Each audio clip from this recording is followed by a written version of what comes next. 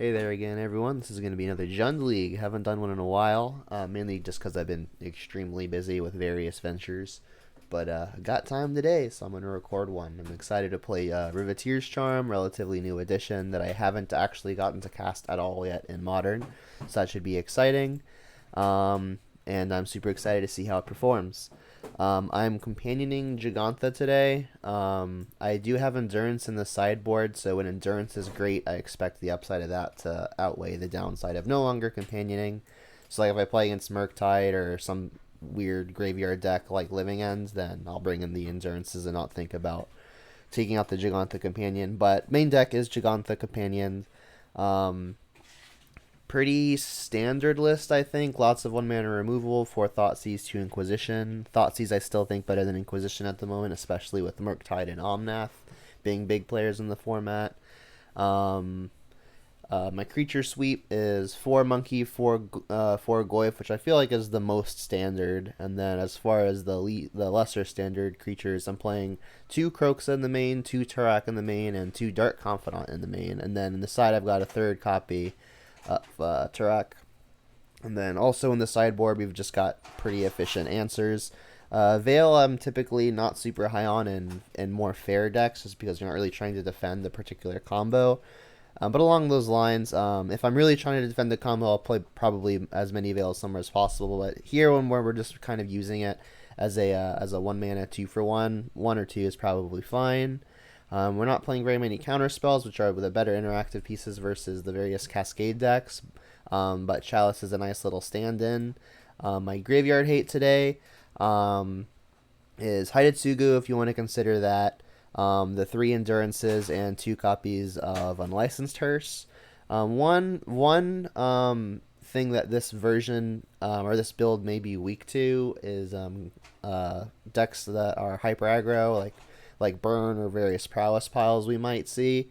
That didn't really build much life gain into it. So, I mean, we're probably just going to have to try to race or just interact more than they do in order to swing a race. Let's look at the current metagame. It is 6-18-22. And this is what the top tables are looking like. All right, let's play.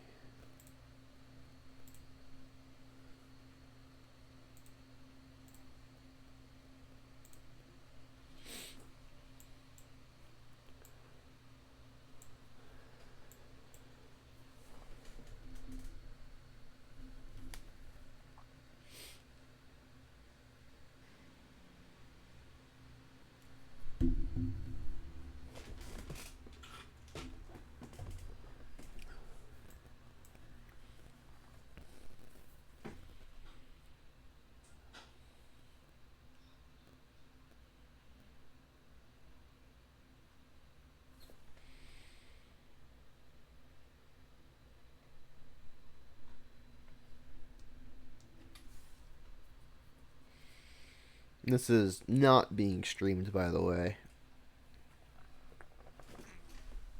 I wasn't really wanting to use all the energy and attention that it usually takes to keep up with chat. It's just looking to have a chill Saturday. Keep to myself.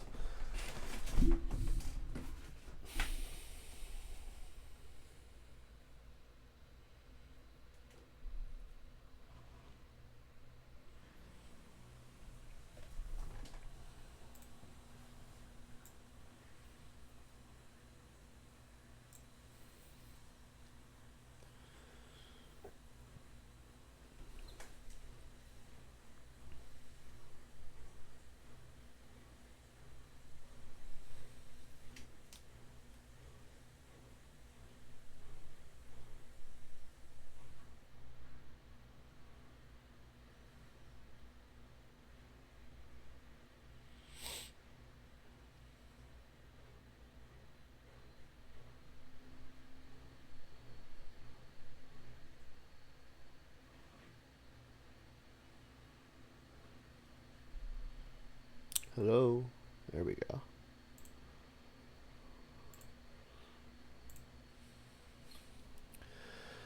Unfortunately, we cannot keep this one lander. Can keep this one. It's probably between a land, Kolaghan's Command, and Turok. Turok's the only threat we have, but for it to be potent, we have to wait till turn 4 anyway. I might just bin the Turok and keep all the really interactive stuff. And I think I'm going to get Blood Crypt here. And then I can always Overgrown Tomb tapped next turn. Like, this is going to get fetched no matter what. I would be paying 2 life here no matter what. So I can just get out of the way now and have the option to play a tap land next turn. We are playing against, looks like red-green. This is traditionally not a very good matchup. We can take a Ren and 6 and then take the other Ren and 6 with the Thoughtseize. Although we probably want to take the Bloodbraid Elf with the Thoughtseize, because that card is also very good against us. Either way, I'm more scared of a Ren and 6 than a Bone Crusher, although both are annoying. They found the monkey. That's the worst case scenario. I guess Ren and 6 would be our own best draw. That's not it. So they drew their best possible, unfortunately. So it's between Bloodbraid and second copy of Ren and 6. They do have to find their lands to make Bloodbraid good, and Ren and 6 is their only good play next turn. While they're already ahead on board, I should probably just try to not fall further behind. And then I'll play the Mire so I can get Triome.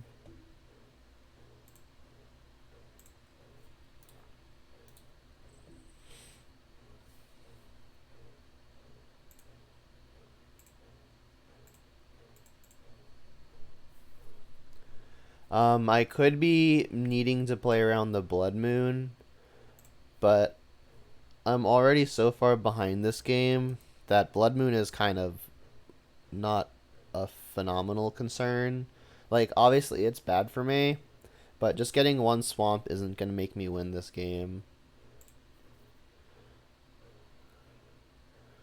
It's like casting a 4/3. Okay. Thoughtseize. Alright, well, so Thoughtseize can take the Bloodbraid. We go to 10, but then we get smacked down to 4. It's probably not a game that I'm winning. Might have to just use the Kolaghan's command to smack the monkey. And then hope that next turn they don't hit the land for Bloodbraid. This monkey has been absolutely absurd. Obviously, I would have discarded it if they had it in their hand, but they drew it off the top. Like, if I Thoughtseize them, I go to 10. They put me down to 4. Then I'm effectively dead to just the Bone Crusher stomping me in the face.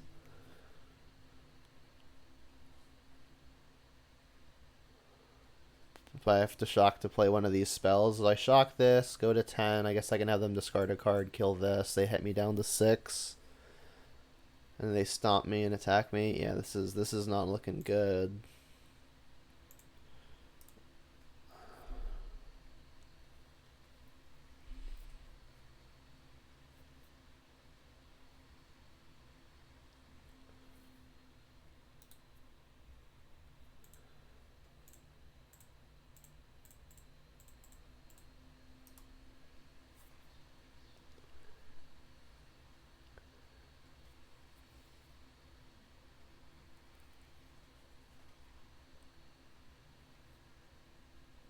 They ditched a Bloodbraid. Okay, well, I mean, I guess they're short on mana, so that makes an amount of sense.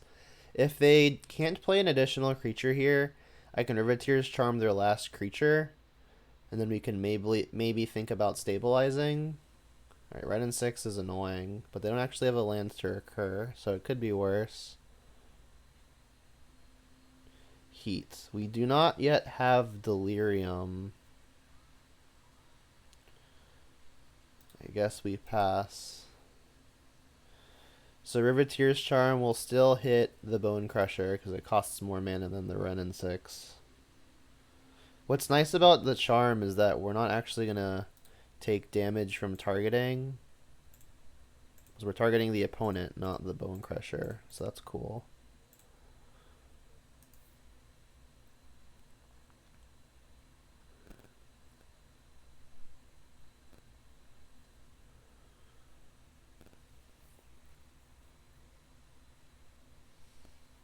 I mean, if we can find a creature of our own immediately, not ideal. So that gets back a fetch land, puts us to 4. Bone Crusher then puts us down to 2. So their 2 Ren and 6 pings would kill us. I mean, I'm not doing anything else, so we'll play this. I mean, at this point, I'm dead to pretty much any burn spell, but that's always going to be true. I could Thoughtseize here, but then the opponent stomps us and we go to 1, and then Ren and 6 just pings and kills us. So that's not really an option. Alright, they just have the bolt anyway. Yeah, that turn 1 monkey is exactly why we lost. I think if they didn't have that monkey there, we're very in this game. But they did have the monkey, so we were not in that game. Alright, so red, green. Honestly, not much in the sideboard looks exciting. There's not much for us to hide at Sugu or Beseiju. I mean, I might just resubmit. They're playing red-green, so it's possible that they can't deal with a large hearse. It's also a creature that could potentially be played through a Blood Moon, but I don't know that that's going to be super relevant. Is it better than something? I think it might be better than Bob while on the draw, but on the play, Bob is still probably good. I'm just going to resubmit.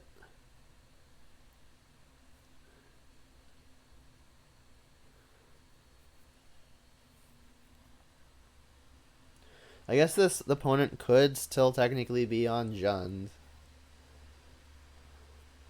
Although Bone Crusher makes me think it's more likely just red-green.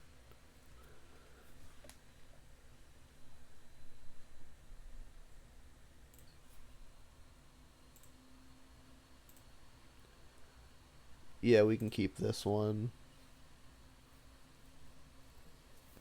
This hand's pretty good. Obviously, turn 1 monkey. Out of fear of Blood Moon, it would be ideal if I could get basic Swamp with the Bloodstained Mire. And I can do so to cast Dark Confidant, but I won't have green on turn 2. I mean, I think I'm just going to go basic Swamp into Dark Confidant on 2. The only thing that would really change that plan is if I find, like, exactly Ren and 6, I think.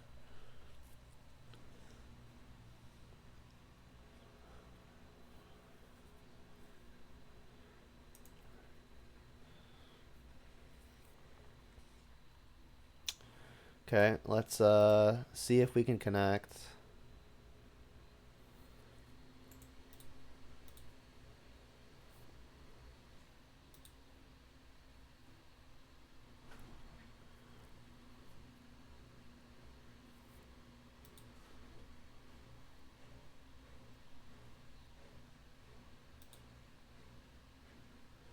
Alright, and Ren and 6 is better against the opponent's Ren and 6. As was like if we just go Bob, they can ping it. Alright, so this will get... I'm going to be getting basic Swamp, so I think that means I want Stomping Ground here.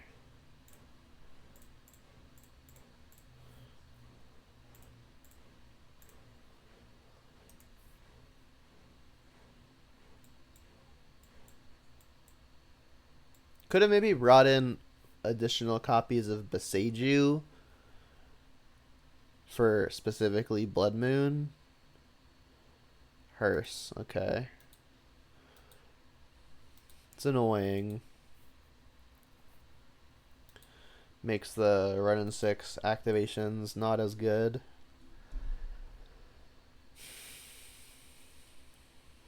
So I think I'm just going to go Stomp Proving Ground and then play Dark Confidant. I could hold up Lightning Bolts if they try to, like, activate their hearse. I guess if they activate their hearse, we could just trade it with the Bob. Yeah, let's just play the Bob here. Trading is probably acceptable. Let's just do this. Plus. Go. And then next turn we can kick a Turok. Blood Moon in exactly this spot could be problematic.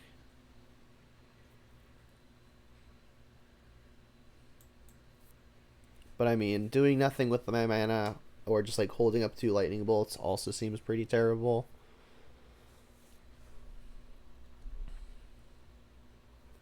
Stomp. Yep. No land, so that's obviously quite good for us. Riveteers Charm is nice. I think I'm just kicking a Turok.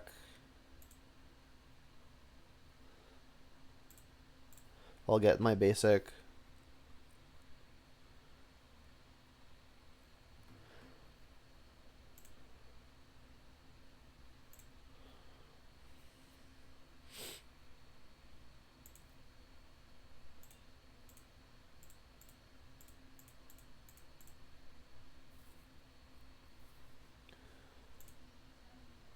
This can obviously just like get lightning bolted. It can't get stomped though, which will be good. It will unlikely be unholy heated.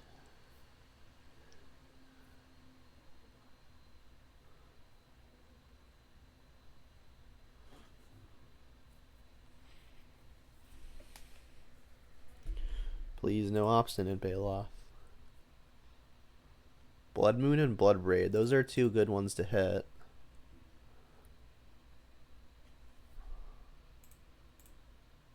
Keep going up.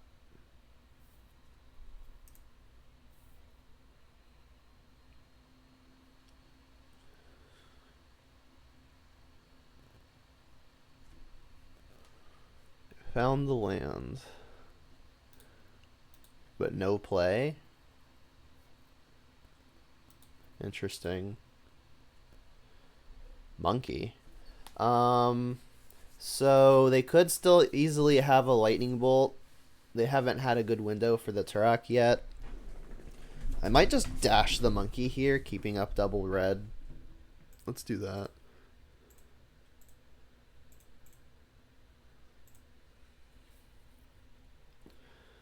Another stomp could be possible, but I think they probably would have just played a 4-3.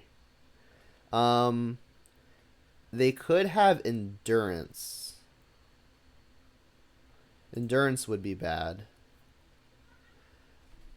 Although I would still be able to kill whatever they block with. They can't block both. Okay.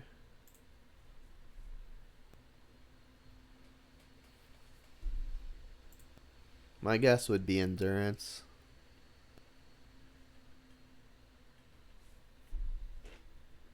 Okay. Yeah, I mean, like, this attack into an endurance isn't phenomenal, but it's hard to just do nothing else. Like, if there was another threat I could commit to the board that wasn't monkey, then I would probably pretty easily just go with that. But if I'm just sitting here, I'm giving them time, right? You're targeting themselves. Interesting.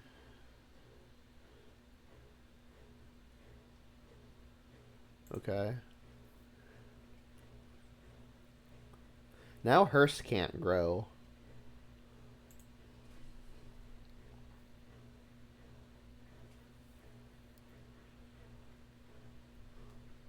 They want to trade.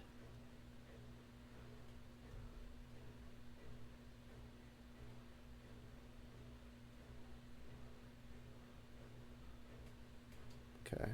Well, if they block the monkey, I will bolt it. Bolt the endurance, that is.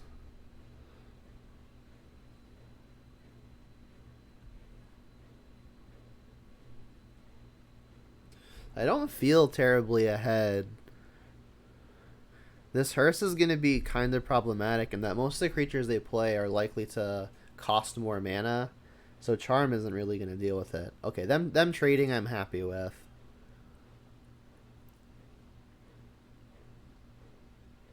And Hearst can grow, by the way. I misspoke. It just can't grow by 2. It will when they kill my creature. Okay. Trigger. And now I do have Riveteers Charm available. Do I want to just bolt them, though?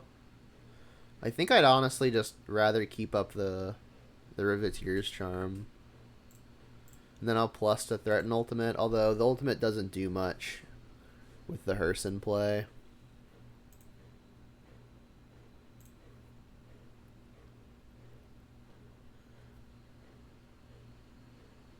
Sure.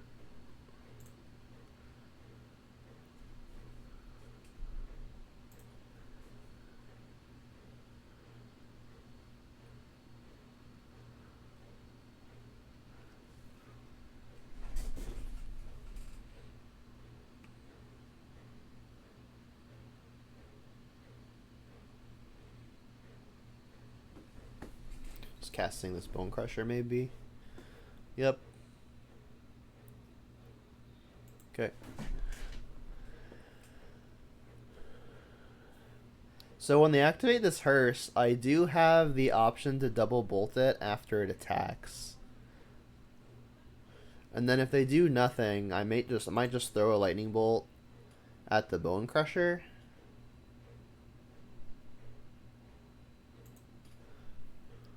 Yeah. That'll let me connect with Monkey again. I'll take my 2. Goyf was an excellent draw. Well, not excellent because of hearse, but any threat was probably good.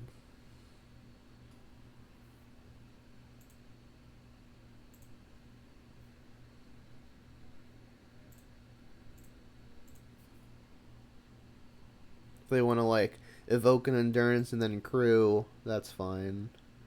Alright, trigger. Let's just yield to this.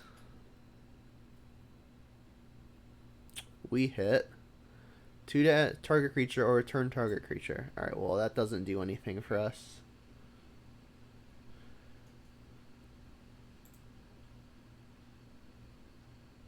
I could start minusing. Let's just keep going up. And then obviously again, Goyf not the best threat here.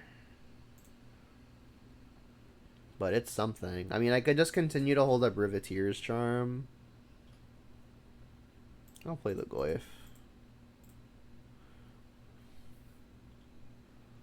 Still have bolts available if I really need to.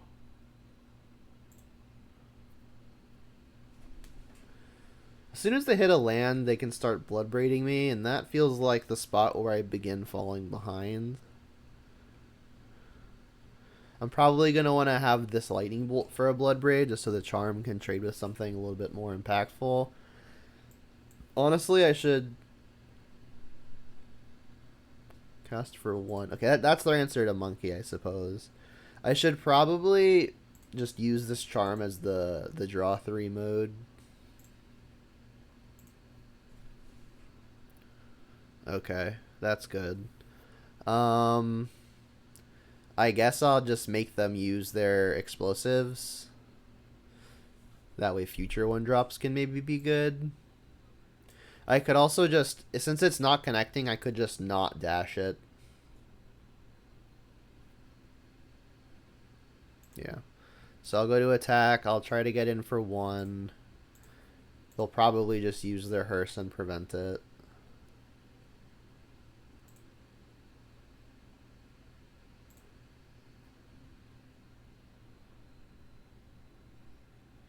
Could do it now to get a damage in, but I think I'd rather hold it up to kill a creature.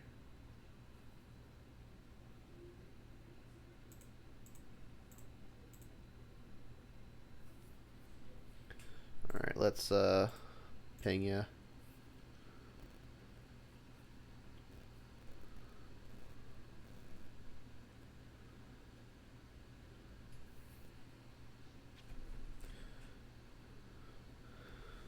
I suppose I could have dashed Monkey to then make it so when they pop the explosives, they can't eat everything with their hearse, and then Goyf actually gets in for damage.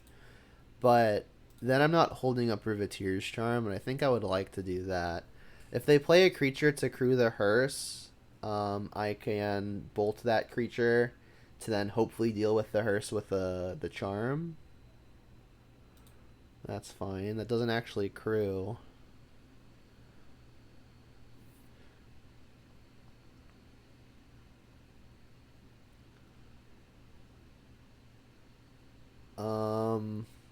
That's annoying in that they get to sacrifice that instead of the hearse. I guess we'll see what they do with it.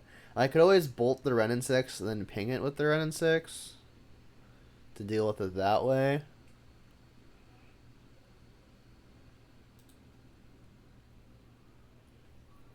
Ignoble does give them their 4th mana though, and that's something I would like to not allow them. Alright, so I'll exile the top 3.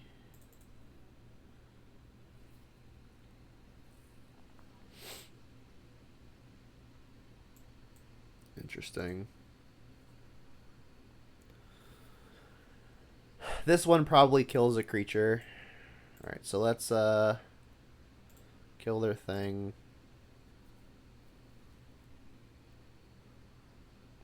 And I'll play the Croxy here because then maybe Goyf attacks for more when they discard something.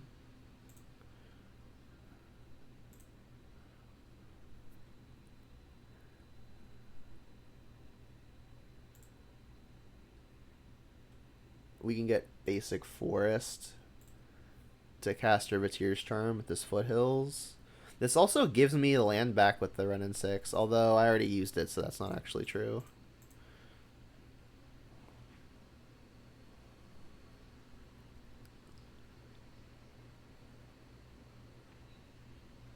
Discard a Fury.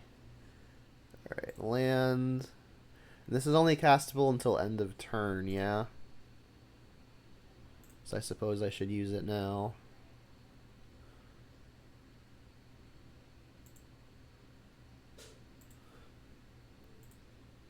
You'll sacrifice. There's not a better mode on this, right? Yeah, exiling the graveyard doesn't do anything. Alright, and then we can actually get a medium-sized hit in.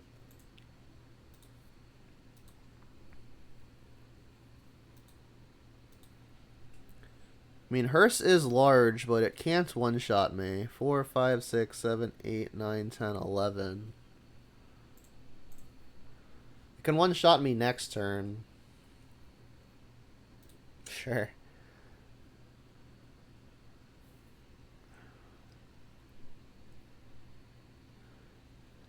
I mean, they are just dead. They can only exile 2 things. So if it's still going to hit for a minimum 3, and then we can lightning bolt them.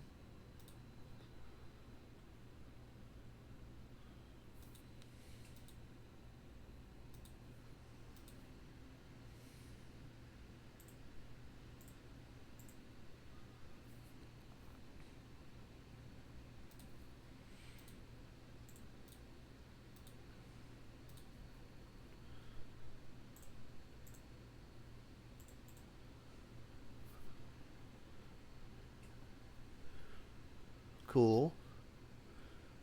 They obviously stumbled on their mana, but I mean they drew this card that's terrible.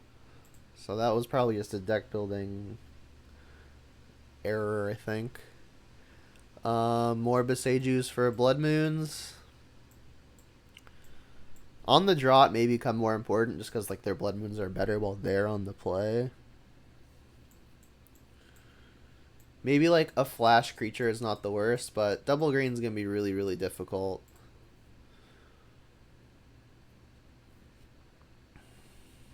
I mean, it might just be better than something else. I mean, these Bobs on the draw are a pretty significant liability, I think. I could bring in the Turok. I mean, they die just as easily as the Bobs, but I mean, sometimes you kick it. I mean, Endurances might just be better, but again, double green, kind of a liability, assuming a Blood Moon.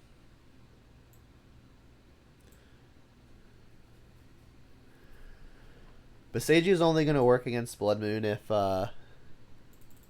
we've already got a green and a green mana available.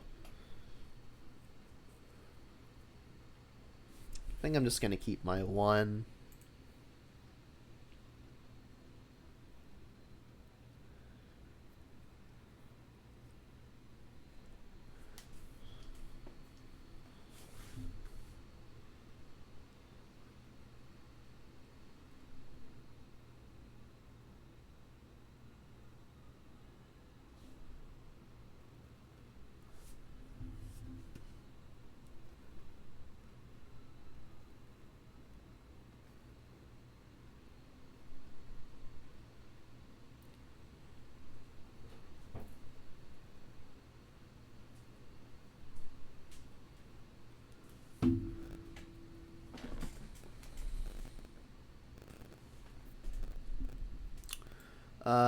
Yes.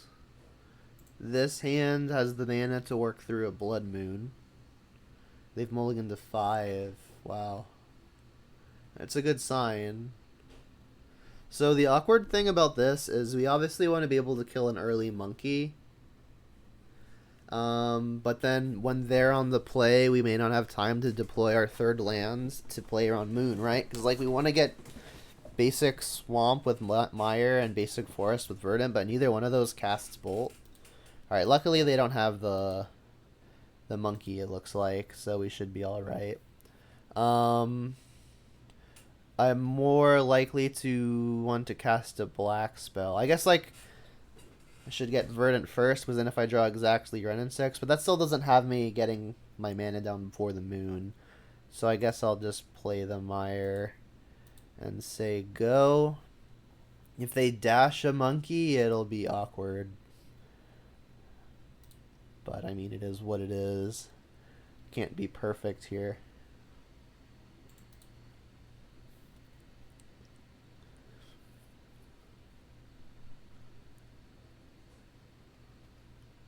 Yuck. I mean, I'm not gonna... Well, actually, I can't evoke an Endurance, but, I mean, they're just gonna have to... They're gonna get this land back, and it's gonna be not great for me. I could both Heat and Bolt. But, again, getting Mountain here means I don't have my Blood Moon mana. Probably I'll just untap. I mean, I don't want to draw a land, so I guess I'll just get the Swamp. Turok. I could play Forest. We'll get my Forest, and then just cast the Turok. If they minus the Renin 6 to kill the Turok, I can then Lightning Bolt the Renin 6. That would have the Renin 6 completing the 3-for-1, but then they're not getting a land, which makes them get more cards anyway. Yeah, I think I am actually just going to play a 2-1 into Renin 6. It doesn't look great, but it might be correct.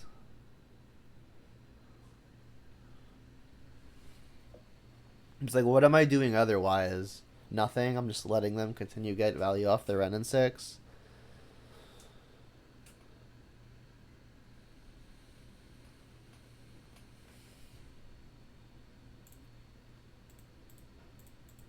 Yeah, so kind of just throwing this Turok into it, assuming they do kill it. And then on my own turn, I'll like shock a Blood Crypt, and then try to kill their end. Is it Moon time? Ping. Okay, so that part of the plan is working. Alright, and it is Moon time. Alright, so Endurance is never actually getting cast, although I guess we can still evoke it if we really want to.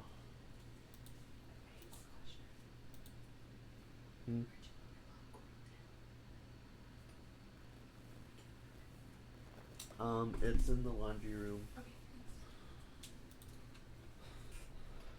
Our own Renin 6. That's fine, but we need to take the turn to Lightning Bolt. Luckily, we don't have to pay life now.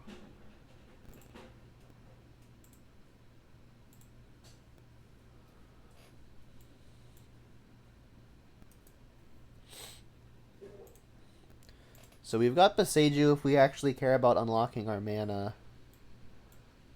Oh, it's Bloodbraid time, isn't it? Clothis. That's problematic. And a 1-drop. That doesn't matter.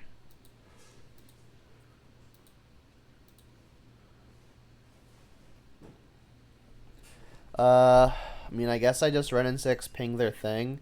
I also get to cast a Kroxa here, which will get their last card, not nothing.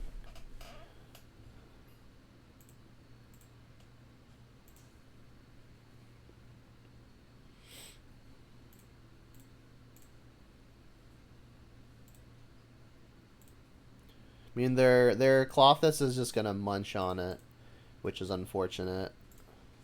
But it's not getting much better. Was it dead gone? Alright. So we need to somehow erase this Clothis, which probably starts with the Tarmogoyf.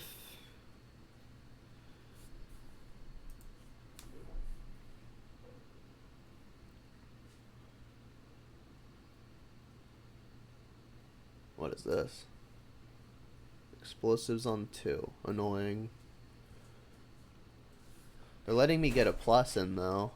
That's good.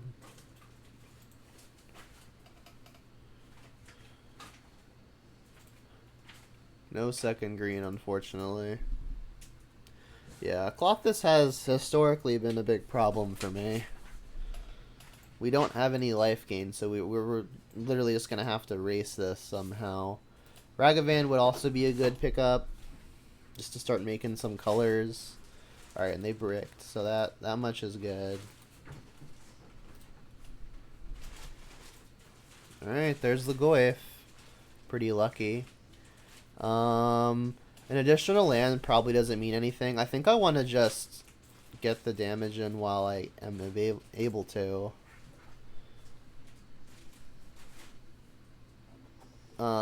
They have the explosives, obviously, though, so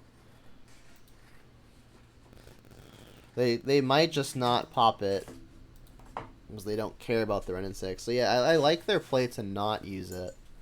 That's pretty clever.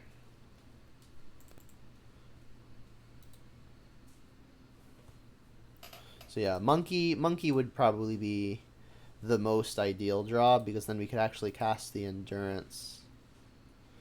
That's the Beseju, though. Interesting. I mean, this is still probably the plan. This is indestructible, unfortunately. So Besejuing it isn't an option. Although I do get to... I guess I can hit this with the Beseju and then double green to Endurance and negate one of the Clothis activations. Although I would need a third green for that, which means I'd have to shock anyway, which I'm not super ecstatic about. Here, I guess we'll go up. I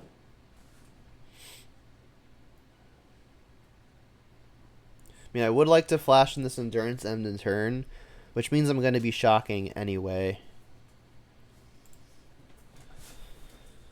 I guess we can pass.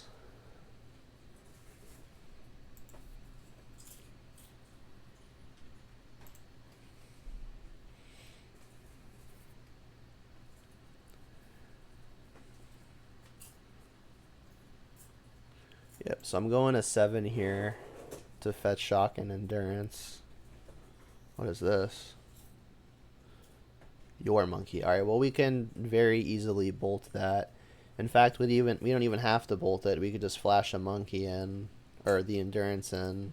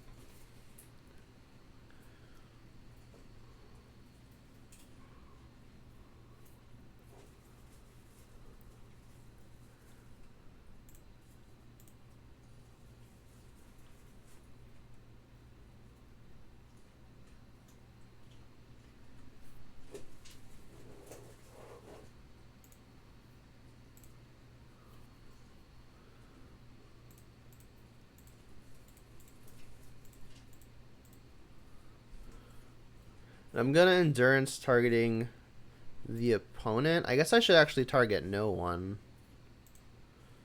Because, like, we want their graveyard to be big for the Goyf, and I want the Beseju in my yard for the Ren and 6. Because what I can do is I can get back the Beseju with Ren, hit the explosives to force them to pop it.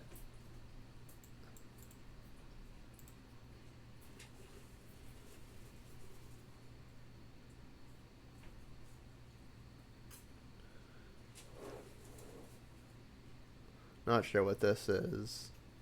Ah. That's fine. We still get to kill the monkey.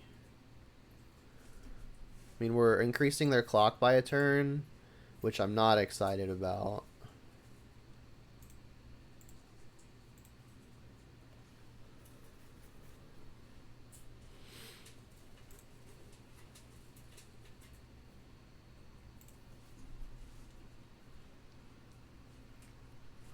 I mean, we just really don't have a way to deal with the Clothis, unfortunately. Or gain life.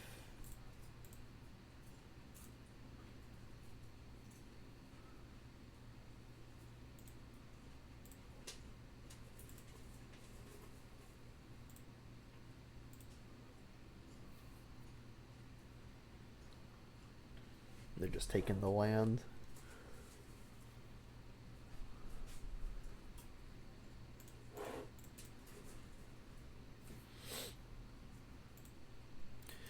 Yep, without a way to gain life, this Clothis is just gonna kill me. I have to like find a monkey and then somehow gain life off of their library. Maybe if I can find the Clothis of my own.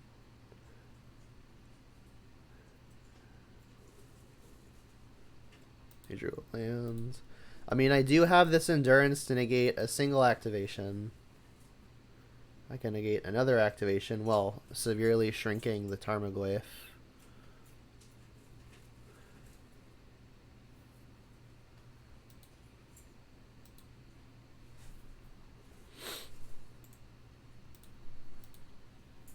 I mean, these endurances are a clock. Might be able to squeak it out with all of this basically burn in my hand. I think I have to go down. This is such a damage race, I can't really afford missing points. So I mean, whoever they target, whoever's library they target with the Clothis, I'll be forced to endurance that player.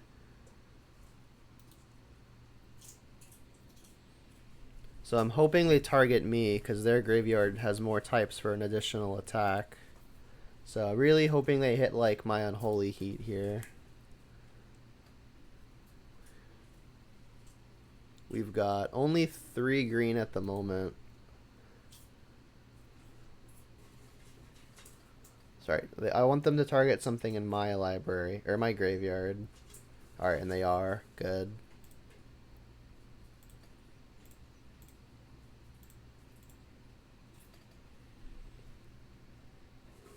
Alright, I'll target me.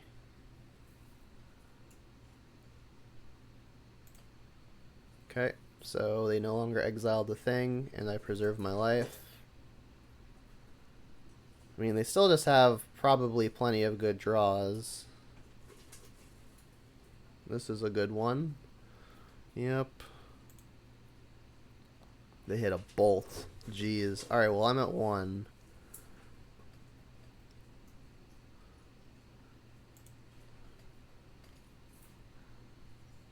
That was probably their best case. They obviously can't attack, but in order for us to attack, we have to clear the way. So I'm going to have to bolt that anyway.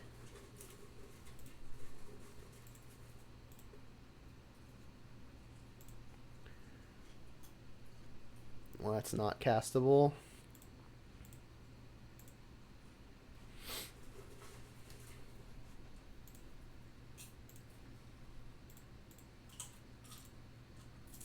Alright, so we're again gonna hope that they attempt to Clothis the card in my graveyard. If they draw a blank and they attempt to Clothis me, we do actually win. Because we can negate it with the endurance. They're doing it? Jeez.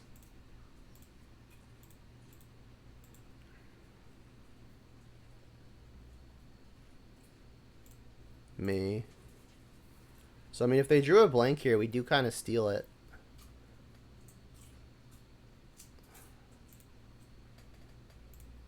I mean, they could also just, like, draw a burn spell.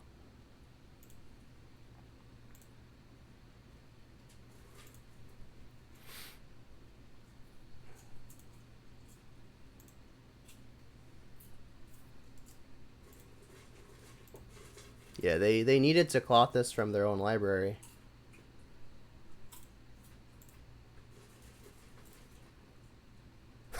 Wow. I mean, they played bad cards like Ignoble Hierarch and then made a few mistakes with their Clothis. Jeez. I mean, I played to the exact scenario where we somehow steal a game and got there. Jeez.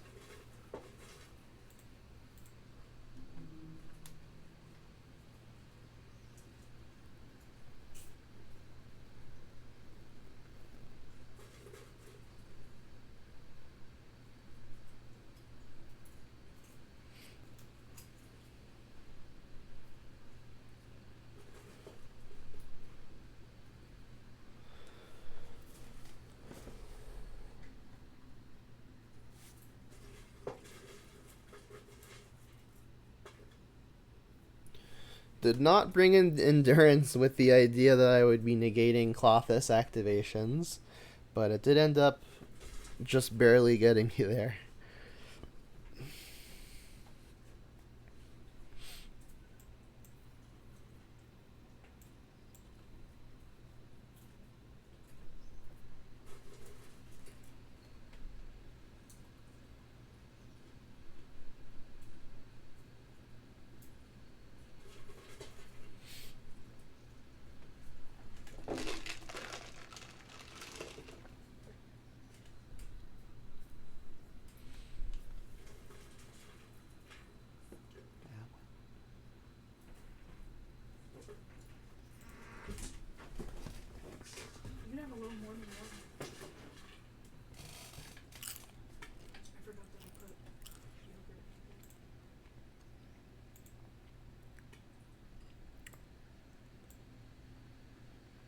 I think I've got to mulligan this. The mana's too bad. Like, obviously we keep if we've got a black source. But as is, I don't think we can keep. And now we're missing a green. I mean, we're keeping this. I think I'm just ditching second Ren and 6. We'll go turn 1 black leave into Thoughtseize. They're on 5 cards. 4 cards. Alright, well hopefully this Thoughtseize is excessively potent then.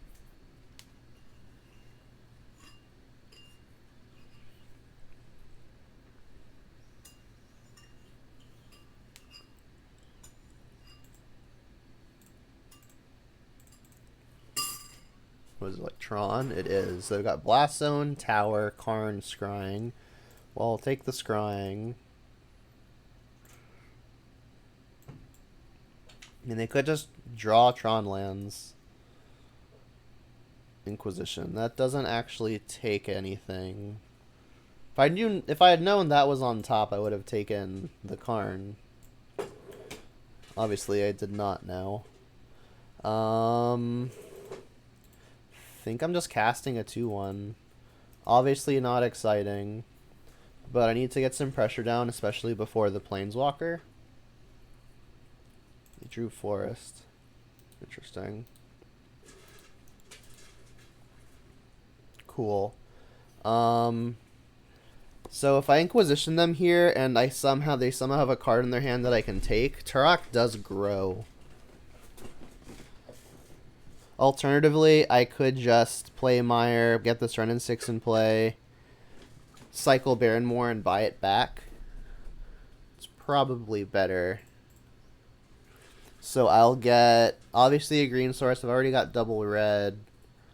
So Overgrown Tomb for a second black, first green.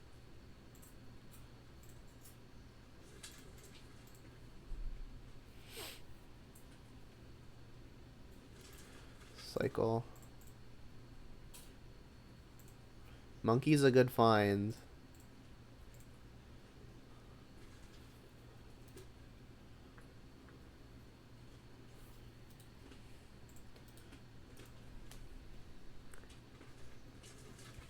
Yeah, it's unlikely that the opponent would have had something for me to take with the Inquisition, because like if they had something that costs 2, they probably would have played it. It's like the only 3s they really play are things like Oblivion Stone, right? Alright, since we drew a land that we can actually play, we can still buy back the Baronmore. So let's cycle it We can still dash monkey. Keep a green available in case I find like a Tarmogoyf or something. Riveteers Storm is a very welcome pickup though. They cannot pop Blast Zone.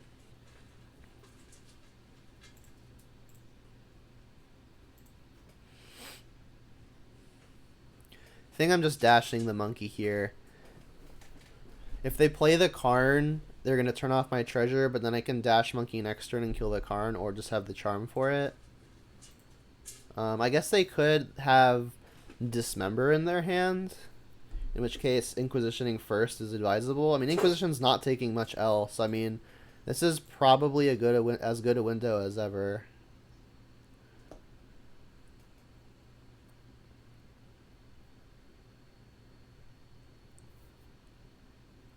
It's like Warping Whale as well. Okay. Make a 1/1. Interesting. Ugin and Karn. Well, I already used the Ren and 6, so perhaps a missed sequence there. So it's a 1/1. If I dash monkey, they could block it, take 2, go to 6. I mean, if they play Karn, we can still just attack it for 2 and then use the Ren and 6 to finish it. Then we still have a Turok. We do no longer have a monkey. So obviously I wish I had waited on the Ren and 6, but I didn't think about this scenario. Oops. So now do I dash the monkey? Probably. It's obviously far less good than it would have otherwise been. But I don't think I want to compound the air. I think I want to continue pressing. Also, making them trade means that you still need to draw the land for their Karn. I mean, if they just go like if they just draw their back-to-back unique Tron lands, I could very easily just lose. All right, well they drew Tower, so I mean, if they're gonna draw land, I'm glad it's that one.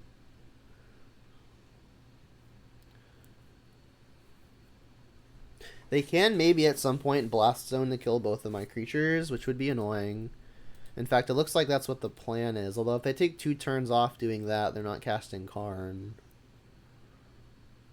Alright, let's, I think, lead with this.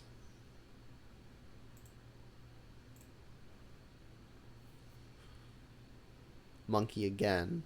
That's good, because then they maybe have to use this Blast Zone immediately. Alright, so let's dash this.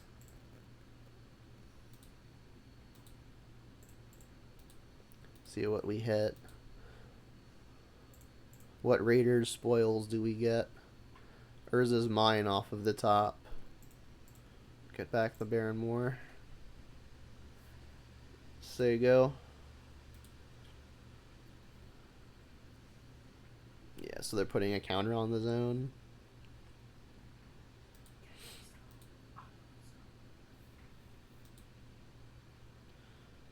So yeah, they may be wanting to use the turn to pop the Blast Zone, which puts them behind an additional land. Alright, well they drew a Tron land. They could just draw the other one and kill us now. Luckily, Riveteers Charm does actually deal with something. Cycle. Hit a land. Interesting that they haven't popped the zone yet. I guess they'll do it now. Not yet, huh? Alright, well, I'll continue drawing cards. Play a land, dash a monkey.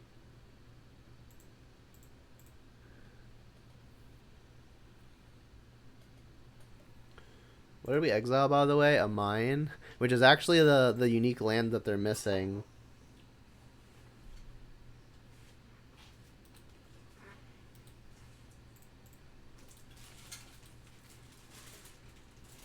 You're taking the hit. Interesting. We hit a star. I mean, that's a free card, yeah. If they play the Karn, our artifacts are shut off, so I'll want to respond to a potential Karn. And they're almost for sure going to pop Blast Zone now, right? Before I get to ultimate this run. Yep. pop everything that costs 2. So at a minimum, they get to play Karn here. I mean, if they just draw one of the 3 remaining mines, we could very easily just die, which is obviously unfortunate. Alright, so here comes the Karn. So I think what's going to happen here is I will sacrifice Bloodstained Mire. We do actually have Delirium, so I could just use the Unholy Heat on the Karn too.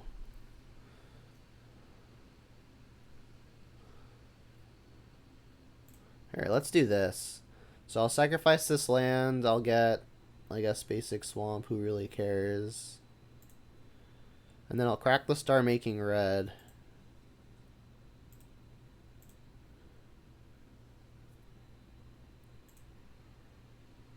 Besaju's a good pickup. And then this will resolve, and I'll heat the Karn after they do something with it. Oh, wow, they messed up. They were hoping to dissipate my mana, but now they just don't get to use their Karn at all.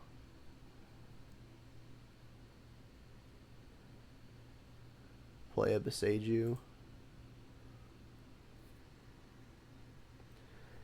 I could Riveteers Charm end of turn. I think I am going to Besaju end of turn. Although I actually get to save mana. I get to save my treasure by just doing it next turn. Right? Or I can just do it now and use the Black Leaf Cliffs. Because it's discounted by 1 while Monkey is in play. I'm not going to overthink it. Let me just shoot this thing now.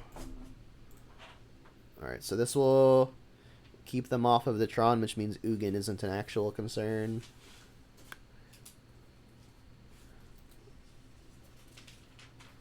Alright, let's dash.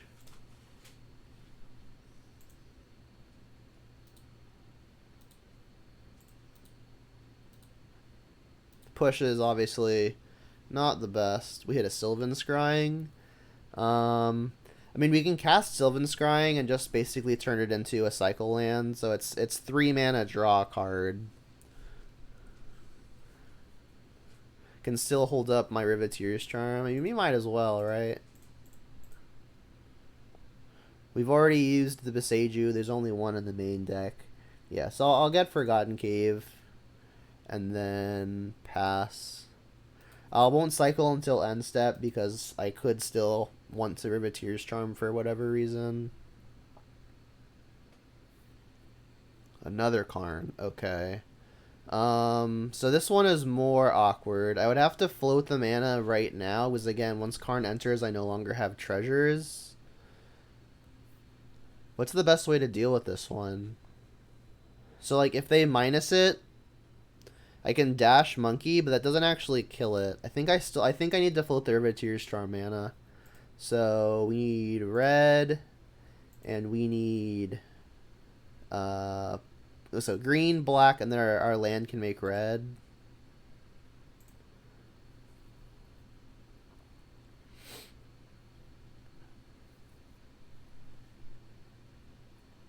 Alright, so I'll let them make their decision.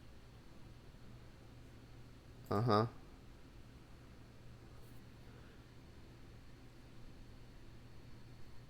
What do they get here? Maybe it's like a bridge? A bridge could be annoying. That's the bridge.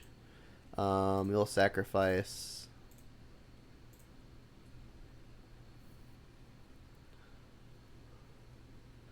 So, I mean, I might need a way to deal some additional direct damage.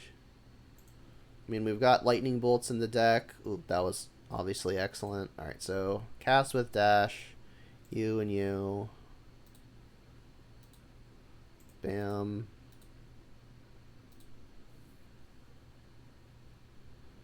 Ulamog. Alright, Thoughtseize you. I will take the bridge. Leave you with an uncastable. Say go. End of turn, I'll cycle both of these lands, I think.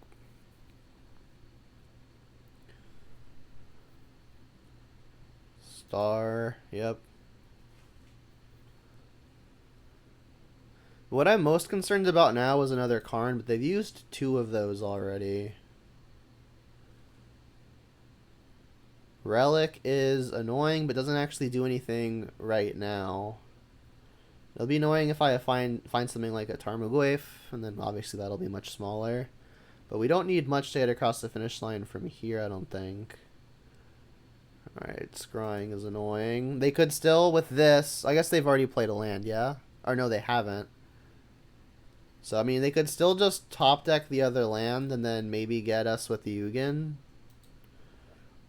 But then that actually doesn't do it, right? Because, like, if we dash put them to 2 and then they play Ugin, we could just dash again. Alright, so cycle.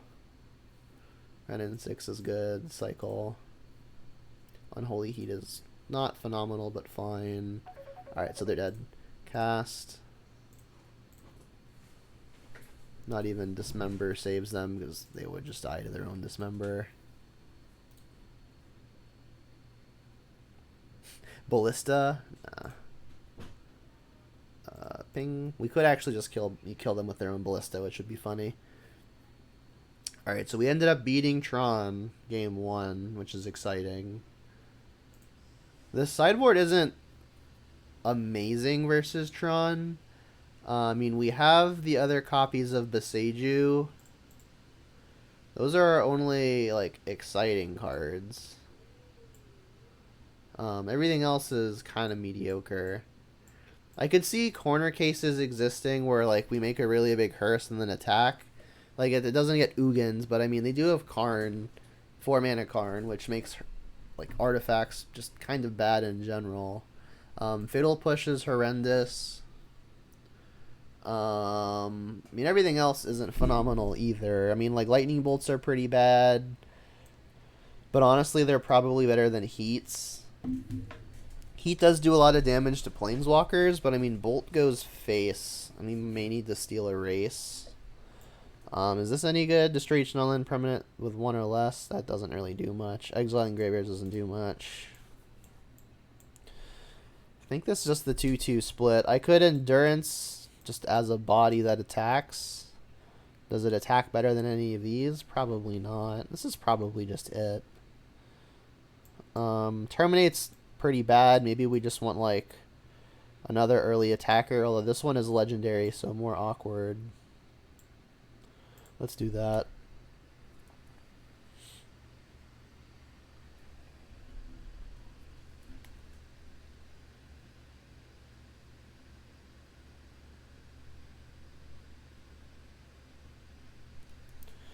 Reveal the thing. I mean, we don't have turn 1 Monkey. Our turn 2 Goyf isn't very big. We don't have Beseiju. We can't even turn 1 Thoughtseize. Lots of things wrong with that hand. This hand's also terrible. Wow. Alright, well, kind of forced to keep this one.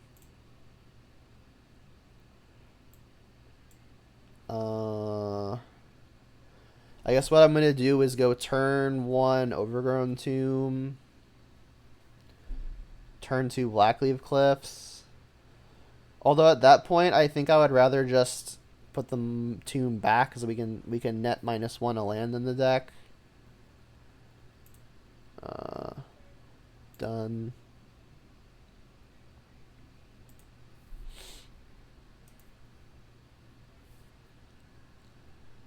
Yikes. So this will get probably a Stomping Ground.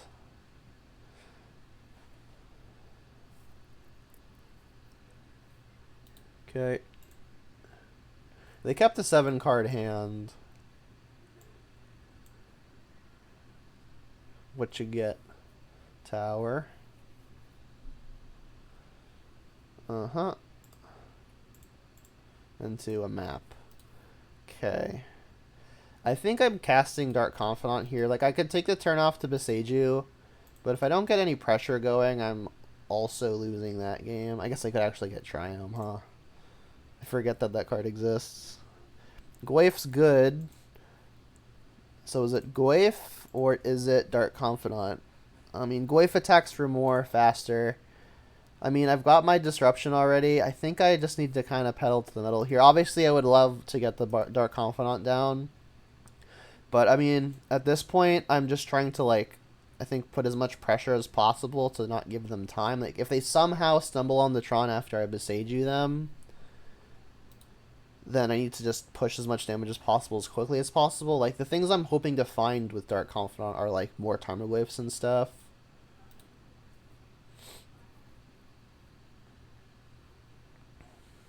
So I think I'd rather just get the Goyf in play. Stirrings. Yeah. And then if they find a Tron land, I'll obviously hit a Tron land that they didn't see with the Stirrings. They found Warping Whale, which deals with the Dark Confidant.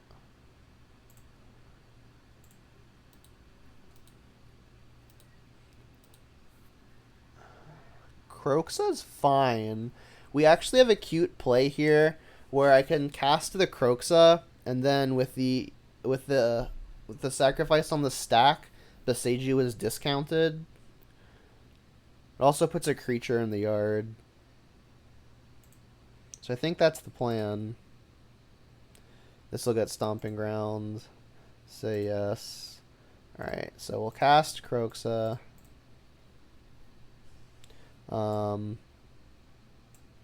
We want to do it in this order. Alright, so they'll discard a card, and then while Kroxa still lives... Alright, so... I guess we'll Beseiju the tower. So, in the context of them searching for a land, we want to hit a non-tower. Because if they search for the Tron and then play the land that completes the Tron, that means they will not have had the tower tapped. But if they have the Tron more easily, they'll have more mana. So it's like if they just have the land that we hit, we're going to wish to have hit tower. But if they have to tutor for it, it's better to hit non-tower. I'm going to assume they have to tutor for it and they don't just have it. So let's hit this one. And then next turn we'll have exactly enough cards in yard to escape the Kroxa and just get as much pressure as possible. Alright, so we get to hit for 5. Or sorry, we're actually 1 card short, bummer, in the graveyard. So I mean we just hope that they don't have Tron. Alright, well they had the piece that I hit, which was a 1/2 chance, because I said I didn't want to hit tower, so it was one of the other ones. There goes the Goyf. Alright, so this is probably a lost game. If we can deal with the Karn and they somehow have nothing else, there's a world where we win. Alright, I think I'm kicking that.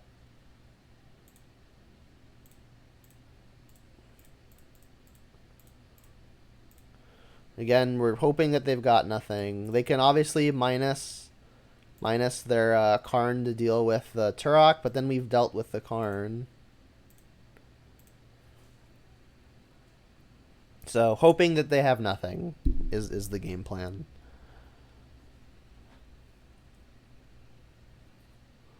Sure, I guess I'll just yield.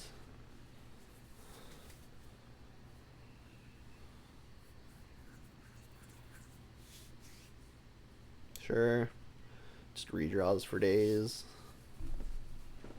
So they're at 6 mana now, not including a land drop.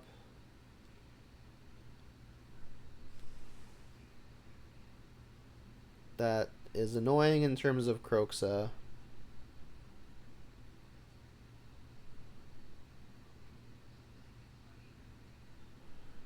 I mean, they could plus the Karn, which would be bad. We would then have to attack the Karn. Like we're almost hoping that we're hoping they minus the Karn and get rid of the Turok. Oh, they found another tower. That's 7 mana again. From my hand, yeah. I mean, we have lightning bolts in the deck, which would mean we can kill the Karn and keep the Turok, which our hopes of them having nothing would still be alive in that case. So Lightning Bolt is a fine draw. I mean, I guess like additional threats are probably fine. That does nothing. Gonna put the companion in my hand. Although putting the companion in my hand means they can just plus this again. Alright, I'll concede to that. They're just gonna block. Yeah, if I put companion in my hand, they just eat it with the Karn.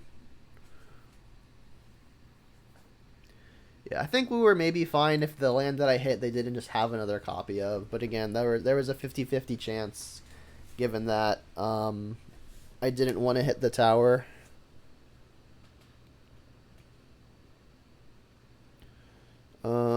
Still don't think I'm making any changes.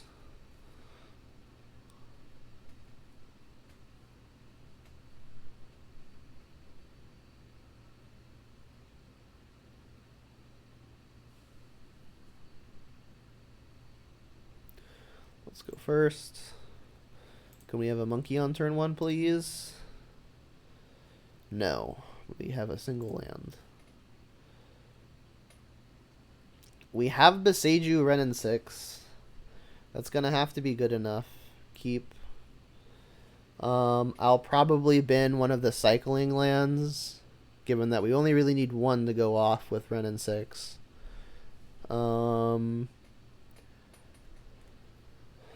I think I'm ditching the Forgotten Cave because we have Turok. We're incentivized to get lots of black, and when we have lots of black, Baron War is going to be less costing on our mana to cycle. So I'll bottom the cave. The opponent is mulliganed as well. To 5.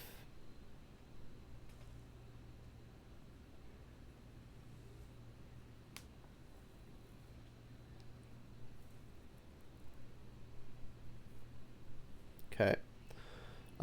So I believe the plan here is just end of turn, sacrifice Mire, get the Triome. I could even get Blood Crypt or Stomping Ground to cycle the Baron Moor immediately.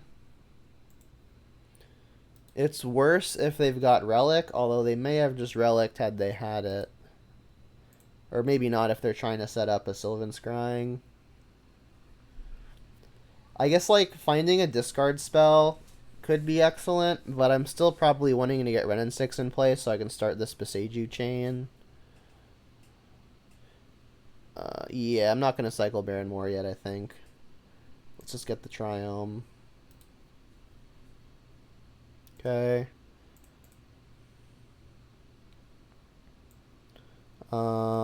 Stomping Grounds. We're going to want the next 2 sources to be black, though, because, again, we do want to kick this Turok when available.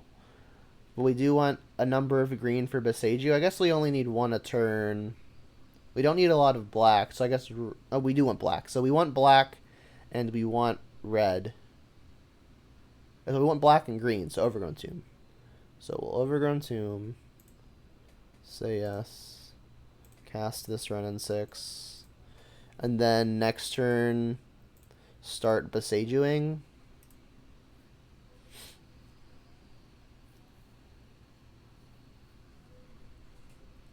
And then hope we can keep them off of enough lands to do something insane.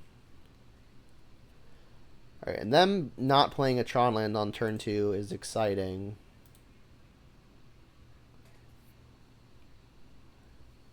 No less, they played a Forest, which is 1 less target for them to grab from Beseiju.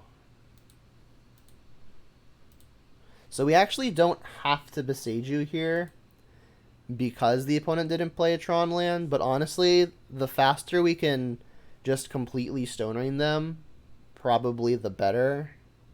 So I'll play the Mire, and I think I want to pick up the Beseiju now because it plays around Relic. So let's just do this immediately. Like, if they have Relic, we can at least for sure get 1 more Beseiju activation.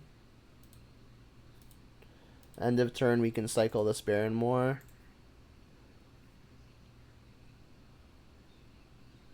Stirrings, yeah.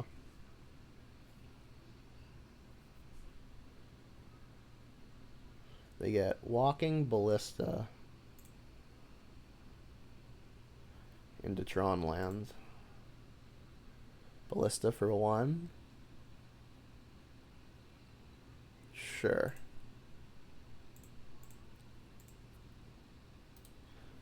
So I'll probably just ping it. Cycling Barrenmoor. I could get basic Swamp. My life total probably doesn't matter. The mana is better if I get Blood Crypt, although I could always just commit this Swamp to the Barrenmoor. Yeah, I'll just get the Swamp. Cycle.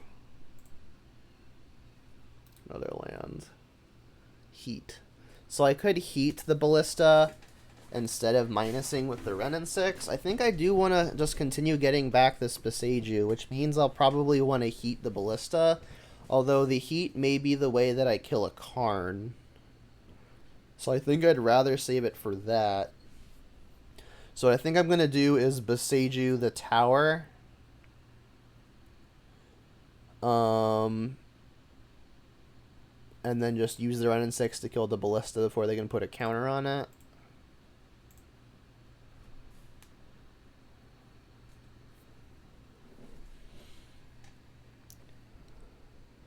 I mean, while they can't assemble the Tron, this could also just be my best possible window to kick a Turok, which is honestly probably the case. We've already got all of the black mana. I think what I'm going to do is fetch for basic mountain. I've already got triple black for kicking. It's like we know they can't assemble the Tron on the turn immediately coming up.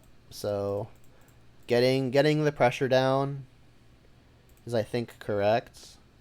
There goes Karn and a Warping Whale. Okay. And we do now have a legendary creature in play, so the Boseiju and Sokenzen activations are discounted by 1 each. Sylvan Scrying, okay. So they can assemble Tron next turn if I don't Boseiju them, so I should probably Boseiju them.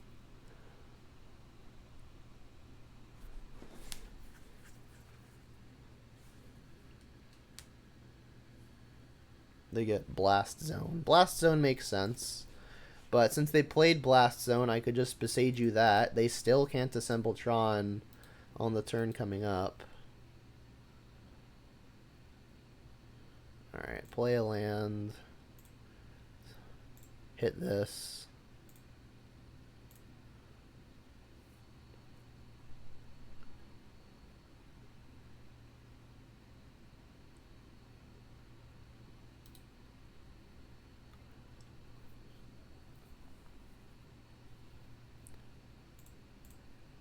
Buy it back. I think what I want to do is channel Sokenzen, because the tokens do have haste. I would have to get Stomping Ground with this. Let me just do it now.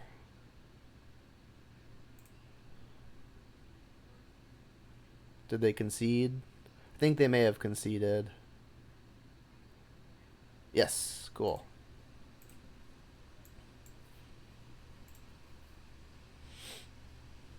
So far, so good. I mean, we hit 2 traditionally bad matchups. Like, red-green mid-range is usually not great, because, like, we're also mid-range deck. We play cards that are not good in mid-range mirrors, things like discard spells, and, to some extent, Dark Confidant when it's easily killable. Like, Dark Confidant also shines versus combo, whereas like Ren and 6 doesn't. So in a combo saturated format, I do like Dark Confidant more than Ren and 6.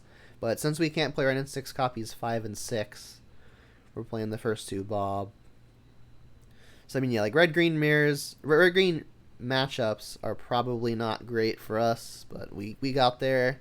And then obviously big mana has been a Jund's natural enemy for a long time. But Boseiju shorted up, so that's good.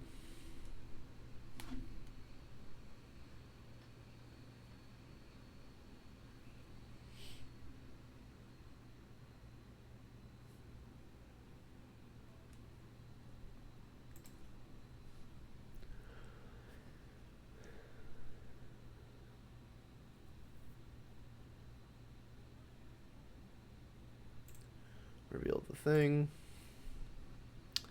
We are on the draw, but the hand's fine. We've got turn 1 discard, turn 2 thing. Jeez, it's Tron again. Tron is just everywhere, huh? Alright, well hopefully we hit anything. Oh, wow. Oh, Serum Powder. Alright, so it's Eldrazi Tron, which is better for us than just Green Tron.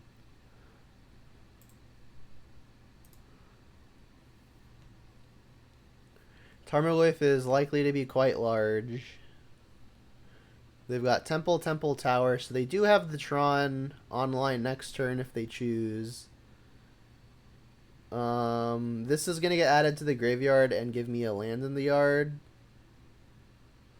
I think I'm just getting Stomping Grounds and then casting Tarmogoyf. Thoughtseize doesn't actually take anything here, unfortunately. Say yes. Could get the Ren and 6 going, but I think I'd like to get pressure into play before they play something like a Thought Knot, which could take my Goyf.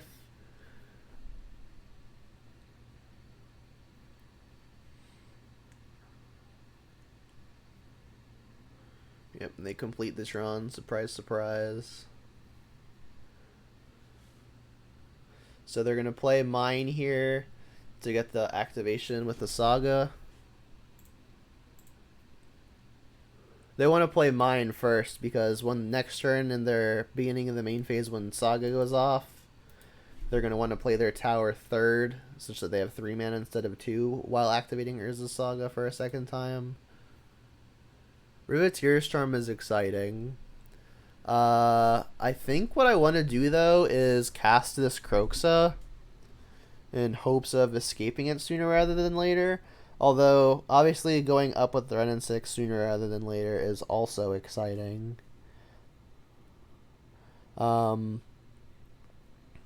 This is the last turn that Thoughtseize is likely to do anything.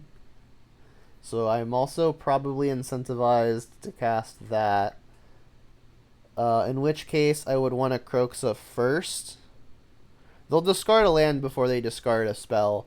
So I think casting Kroxa first is correct. And then we can shock Overgrown Tomb, cast Thoughtseize.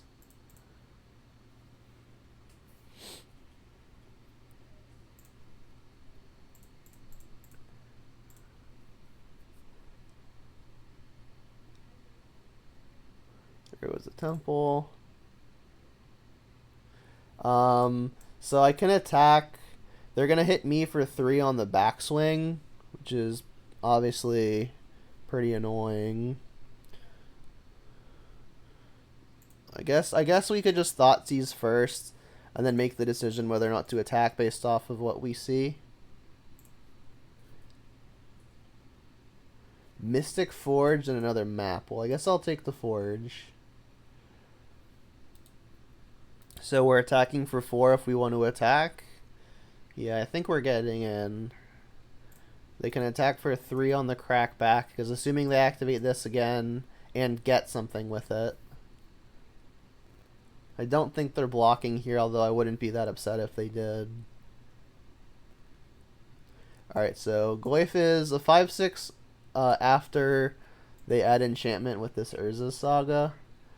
I'm assuming they are making another creature.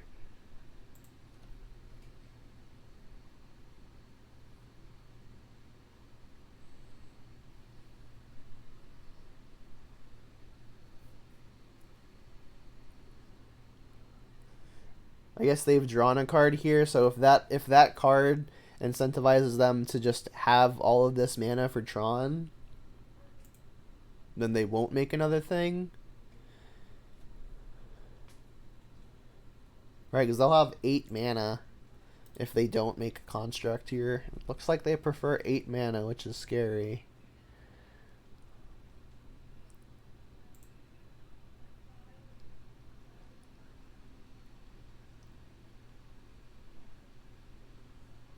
Relic, obviously pretty annoying. Okay. If they somehow don't play another artifact, our Ren and 6 can take care of the construct. But I mean, we know they've got a map. Okay, that's bad for us. Riveteers Charm can take care of it.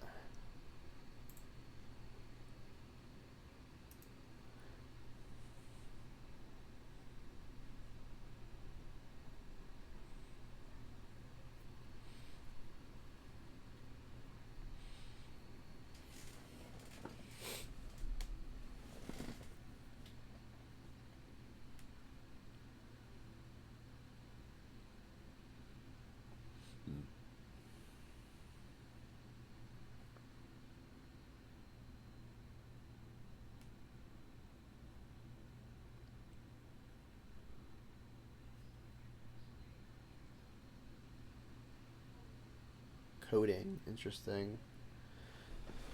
So I mean, they're gonna coding one of my lands in my upkeep. I'll just dismiss the temple. So we know there's a temple in their hand. So in my upkeep, they're gonna try to Stony Silence one of my lands, but I'll just respond with the Riveteers Charm.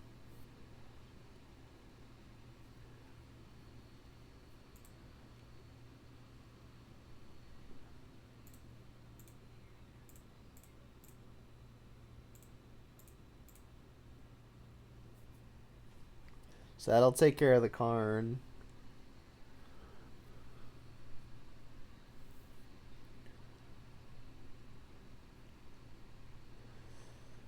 The only thing we'll be able to cast here is a monkey if we find a monkey. I guess Bolt and Heat wouldn't be the worst either. We just have a single red mana after this is what I'm meaning. Alright, so we obviously don't have an attack. Lands go.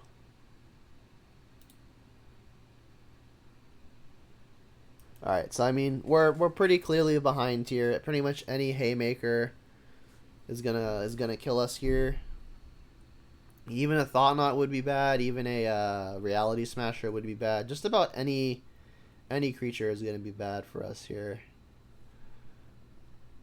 Like Karn would kill us mostly immediately. No attack. Interesting. Big draw step. But even Beseiju could potentially get us in this game, especially in combination with Ren and 6. Beseiju might actually secretly be our worst draw, our best draw. Although they do have maps, so we can't take them off of Tron for more than a turn. Or for the first turn. And then we almost have to hit Blast Zone first, because if we don't, then they got to Blast Zone both the Goyf and the Ren and 6. So they still have like 2 more turns worth of Tron, even if we hit Beseiju.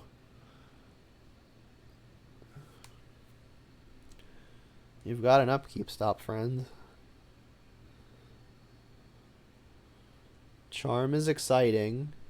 So I could Charm to deal with Construct. Because if I play Ren and 6, I don't actually get to buy anything back, and then Blaststone just takes care of it anyway. So what I think I'm doing here is passing, and then just like holding up this Charm. I could attack. If they try to block, I could then channel Sokenzan, putting a land into the yard. But then I'm probably still behind to this Blast Zone. I think I would like to cast this Riveteers Charm. I'll pass. If for whatever reason they don't give me incentive to channel Sokenzan, end of turn I can instead Riveteers Charm as like the draw 3 mode.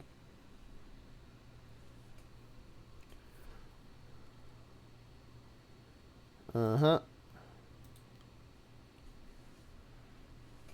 Uh-huh.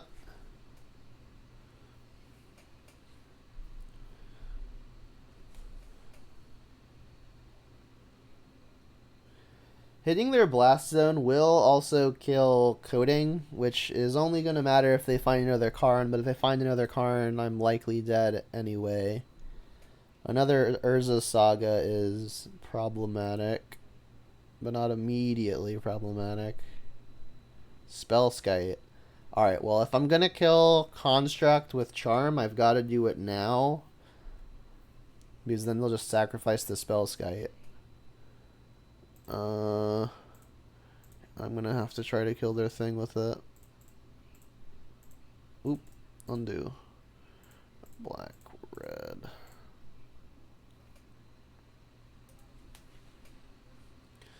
Blast Zone does kill Spellskite as well. While on 2.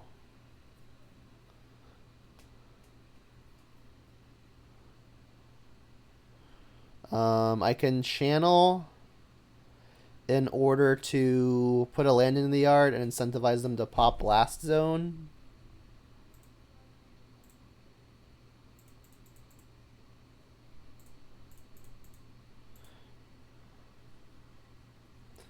And then these things have haste.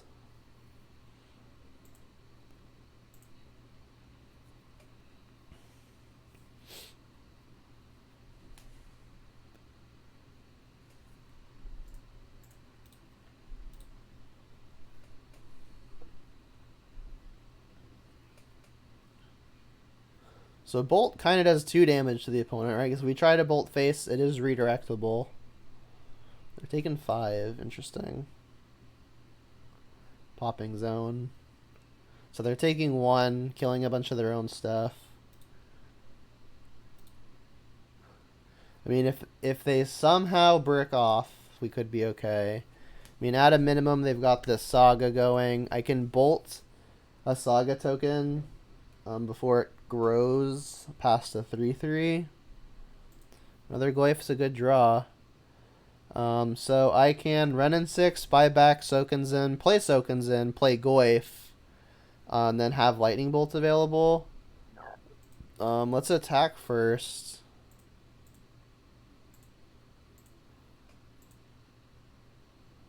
Play this.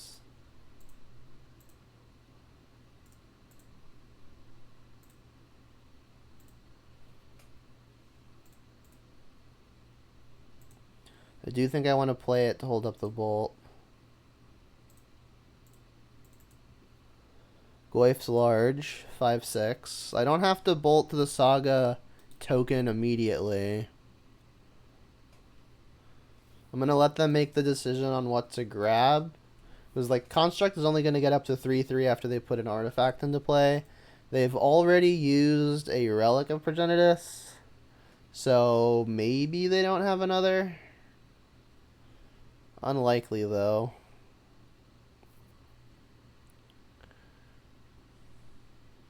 I mean, they're for sure going to have at a minimum another map.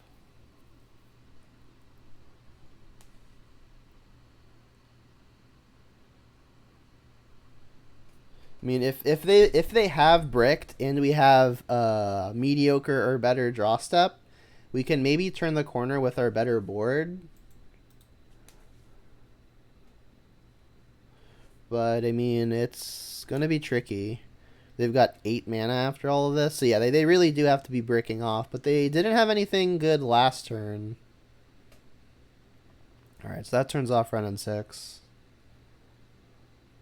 So I guess they really don't have another relic. And they can't brick off forever, you know. Alright, and it looks like they have in fact not bricked.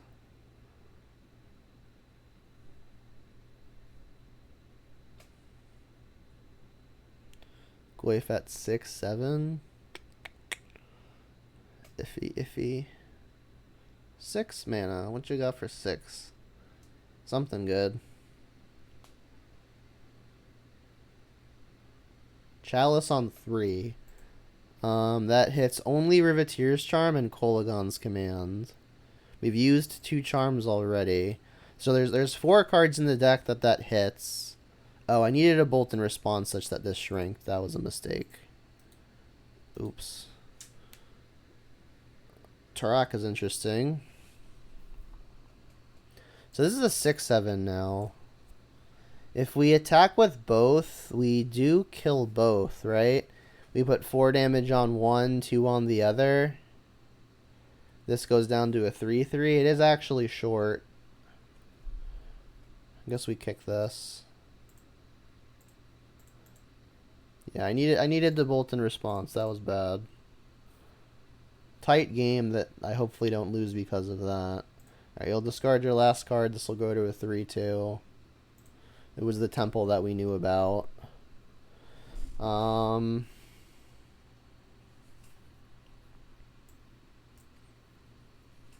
mean, I still think I have to attack. I do get to kill both with the lightning bolt. I mean, I could attack all, or rather attack like this, and then if they block here and then take this hit, I just get to kill the one that's blocked. Or I could just, like, let them take the hit for 6. I mean, this might be, like, a single point of free damage. If they block that, it means they're not double blocking the Goyf. Yeah, let's do this. That's what this attack looks like. This attack looks like I'm trying to get a free point in. Like, if I attack with both spirits, they probably just block the spirits and call it a day. Yeah, this is a free damage. Yeah, so this is 6, so we're going to do 4 and 4. Yeah. There's no way to, like, protect this or anything. So we just, like, do the damage.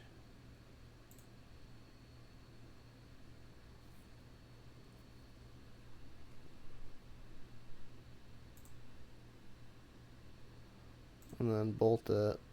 I guess we could actually still wait on the bolt. If they have, like, an artifact land that they can put into play, that's when it could bite me. I guess it's still technically better to wait. Like, if they put an artifact on the stack, I still have the window to bolt it. Alright, if you can continue to brick off, I've got an opportunity. But, I mean, the moment they hit anything good, I'm dead and I'm at peace with it. Haha! That's funny. Alright, so we're alive somehow. Alright, now I will bolt it because I need to get attacks in.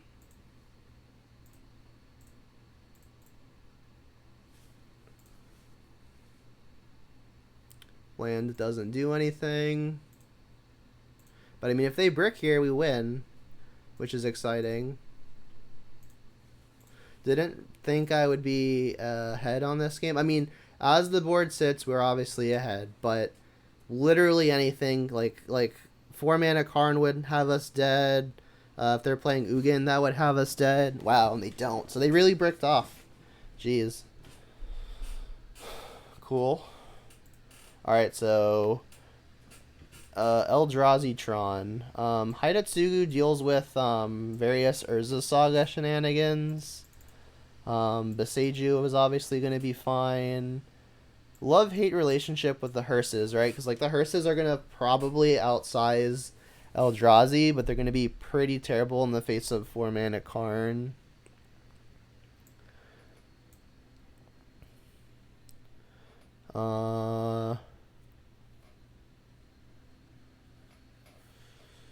Ren 6 seems weaker, but now that we're attempting to combo with Beseiju, it might just be good enough. The discard isn't phenomenal, especially on the draw, especially versus a Chalice deck. Thoughtseize takes the big stuff, so that's probably better.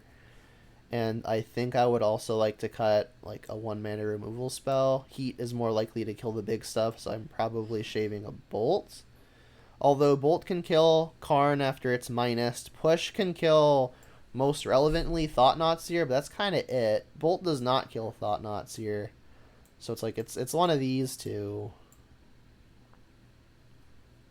Between the two, it's probably more important to kill a Karn than it is to kill a Thought-Knot, so that makes me probably want to have the Bolt over the push. I'll just submit with that, I think. I mean, I could also, like, conceivably cut a land because I am bringing in 2 more lands, but I think it's probably more appropriate to think of these as spells as opposed to lands I'm trying to play. Yeah, I'll keep this. It doesn't have any of the haymakers, but I mean, we've got turn 1 Thoughtseize and a threat on turn 2.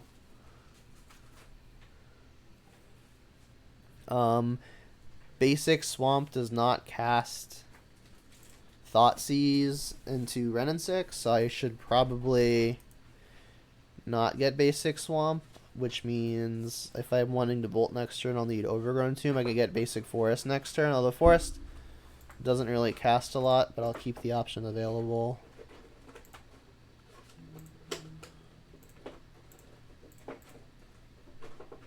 They've got Ballista, Karn, Bridge, Basic Island.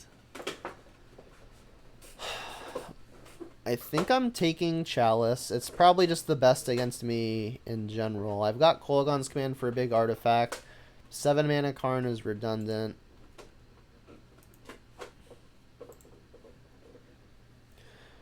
I guess like Island is the Boseiju tech. Here's the Ballista. Okay, so we can Red and 6 ping it. Waif is a good draw, but probably appropriate to get the Ren and 6 in place so I can guarantee a land drop next turn. And now that I have more spells that Basic Forest casts, I'm less discouraged to just get a Basic Forest. Especially when Ren and 6 should be guaranteeing my land drops. So we're going to minus down to 2, and then the Ballista does not kill the Ren and 6, but it does get it to 1.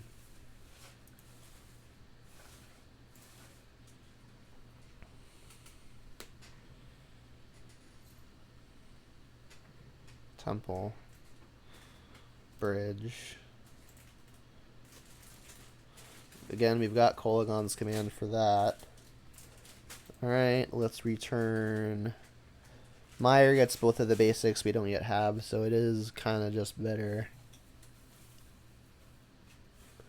Do I want to Kolaghan's Command as early as now? I think I want to get my threat into play first. If I play the Goyf, that's kind of pricing me into casting the Kolaghan's Command next turn, because Goyf doesn't do anything next turn as long as there's a bridge in play.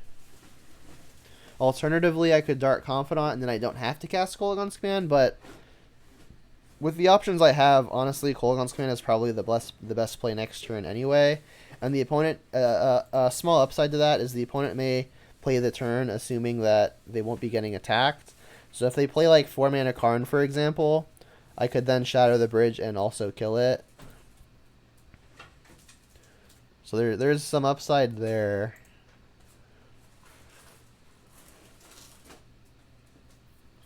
Thought-Knot Seer would be pretty bad for me, but I still have the charm.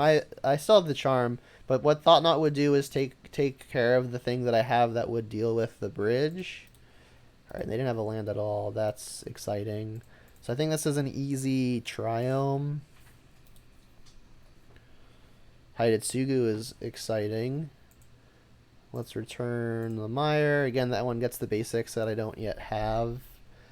I could still just play Dark Confidant, but that only has me holding up Lightning Bolt. I think it's probably better to just get this Kolaghan's Command and, to shatter the bridge and really try to punish them while they're behind on mana.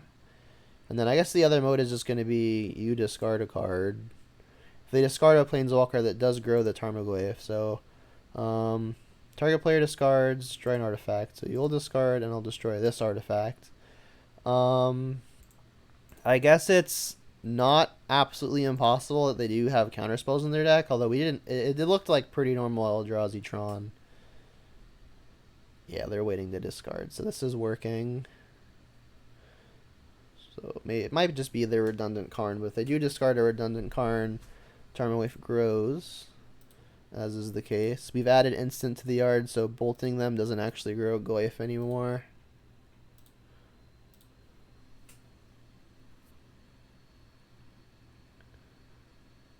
Powder does nothing.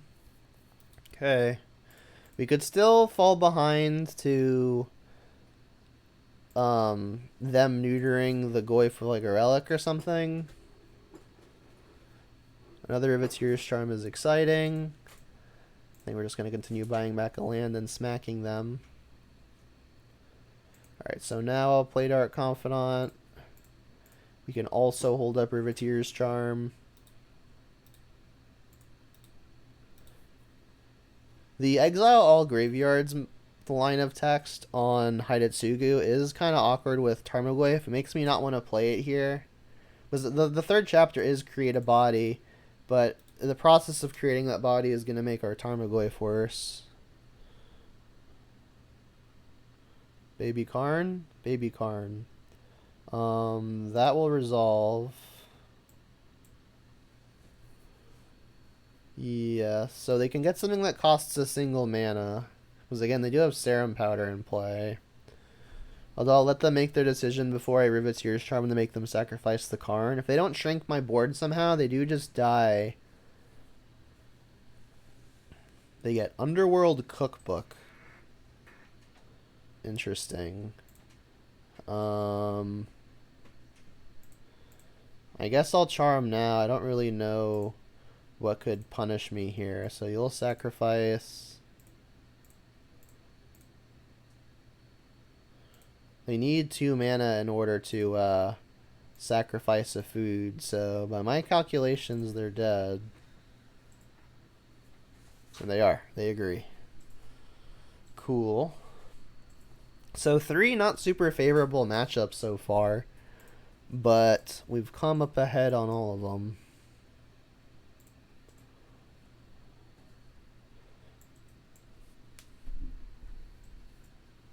Yeah, I mean, I very much built this sideboard with Murktide and Omnath in mind, and Cascade Piles. We have not hit those, and luckily it has not mattered. Through a combination of playing tight and opponents playing what I think is suboptimally. This hand's not exciting, but it is keepable.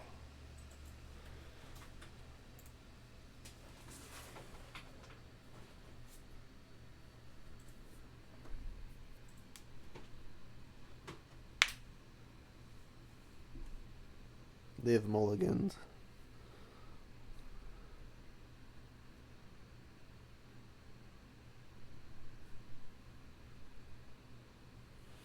Okay. So if I find Wrenn and 6 on turn 2, I'm more likely to want to cast that. But I've already got turn 2 Dark Confidant. I think getting basic Swamp here is probably just fine, and I shouldn't overthink it too much. So I'll get basic Swamp.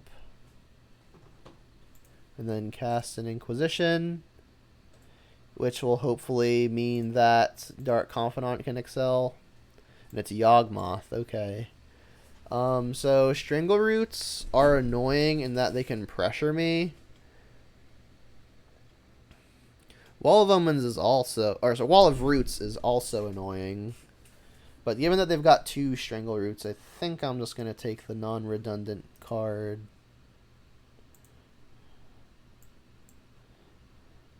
There's the Tomb. Turok is interesting. I think I'm going to want to get basic Mountain here. They have Strangleroot Geist, right? And I really want Dark Confidant to be maximized.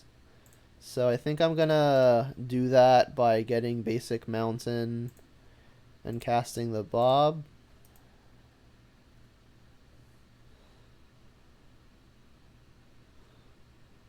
Forest we knew about. Geist we knew about. Honestly, our best draw is probably Tarmogoyf, just to start stonewalling these things and make it so they can't so freely attack me. We revealed Tarmogoyf. So I will get basic Forest. Use that to cast Tarmogoyf. In their mind, it's more likely I've got a red removal spell as opposed to a black one.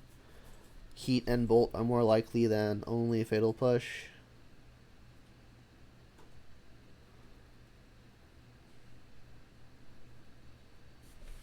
Yep. So if they're able to stick the Yawgmoth, could be in a lot of trouble.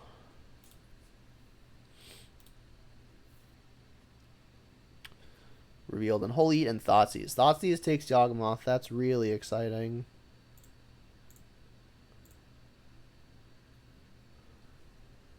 They've got Eldritch Evolution, though. That just gets them another Yawgmoth. I mean, I guess I'll make them sacrifice a creature. We do have Terminate available for when they put another Yawgmoth into play, and then when they sacrifice a creature, I could then terminate in response. Honestly, I think I'm attacking with Bob.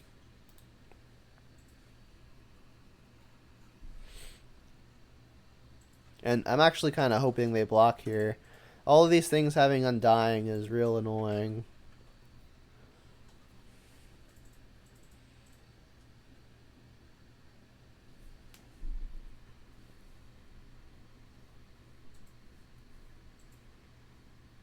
Yeah.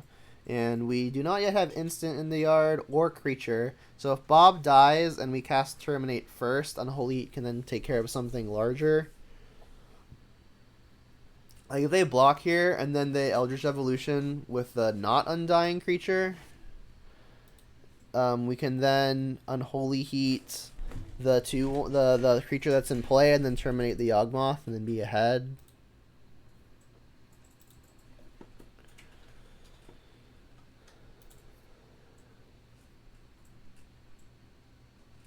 Arbor. Well, that's good for me. Right? Well, I guess the idea is they get to evolution. I mean, we know the hand is Eldritch Evolution and Beseiju, so even if we kill this thing, they still get to get a Yawgmoth in play. All right, so yeah, this is actually good for them, not good for me. I misspoke. So they're gonna evolution off of a Geist.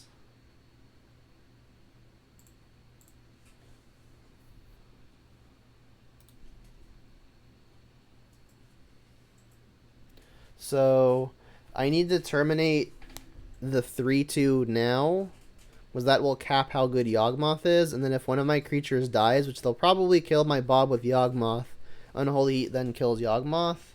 So I think I've got to do this now. I'll get Blood Crypt.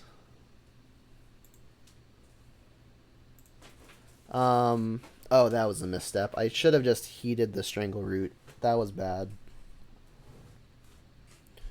Yeah, I needed to heat the Strangleroot. That was really bad. It was like Terminate's gonna kill Yawgmoth no matter what. I guess it's still better to do it now just because mana is more efficient this way. Next turn, if I find untapped black, I could both kick a Turok and cast Unholy Heat.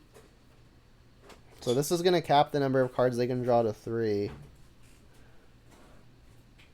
And then Turok can hopefully snipe good stuff if they've found good stuff. But yeah, overall I should have just heated and kept the 2 life, but given the position I'm in after I've already lost the 2 life, I think Terminate's probably better.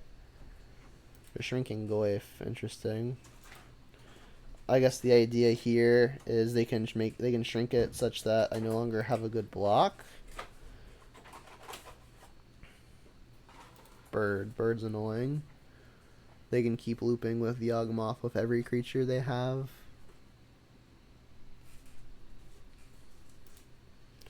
Alright, so we're still not on Delirium. Trigger. Revealed Lightning Bolt and found Kolaghan's Command. Interesting.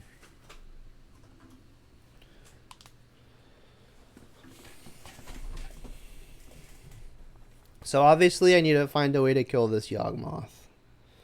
I can kill it with the combination of Kolaghan's Command and Lightning Bolt.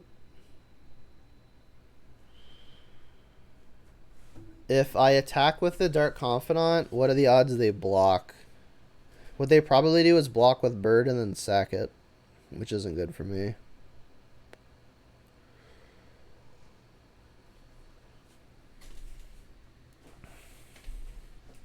I mean, if I add creature into my yard somehow, because we have instant sorcery land, if I can add a creature, Unholy Heat will kill the Yawgmoth. Alternatively, I could Kolaghan's Command, have myself discard a card, and then do it that way.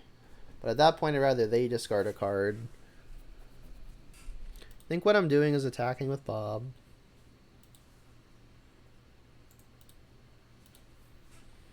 And then ideally they block it.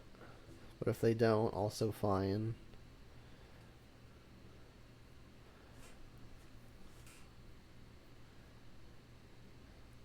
So I guess I'll have them discard a card. And I'll shoot the Yawgmoth for 2. And then I'll Lightning Bolt the Yawgmoth. with the idea that Heat is still probably better than Lightning Bolt, although Bolt can maybe go to face and steal a game. It's probably reason enough to use the Heat. So you'll discard, shock this.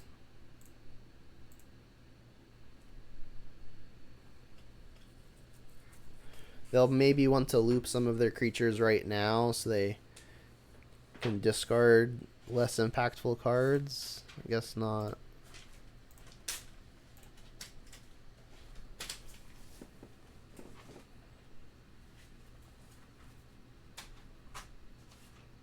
So yeah, definitely made a mistake this game. Maybe even two.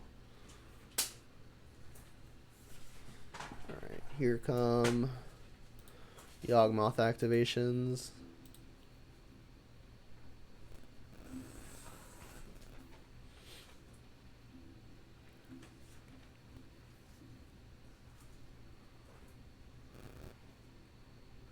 I discarded a cord, so I mean that's pretty scary.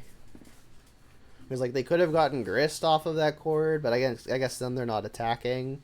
Like they may have discarded the cord because they intend on attacking, right? So that, if that's the case, them discarding cord doesn't tell me a lot, other than the other card in their hand is medium at worst. Okay.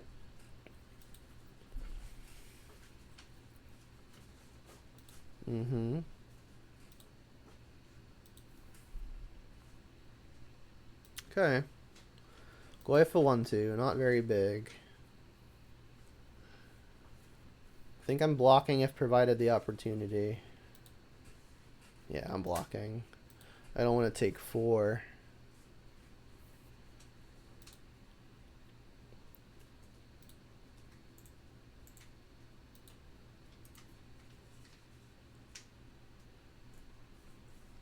Here's the Grist, yeah.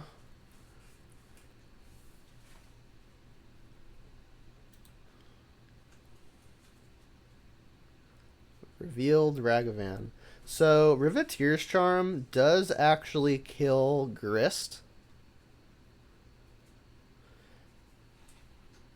which is good.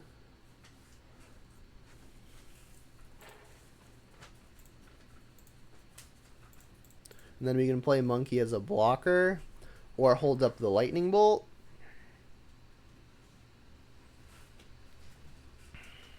So if they put another Yawgmoth into play, them having the Strangled Geist is quite problematic. I think I need to kill the Geist, and I want to do it now, so that way they can't Eldritch Evolution or Cord off of it. And then I'll pass with intent to block. Insect can attack for 2.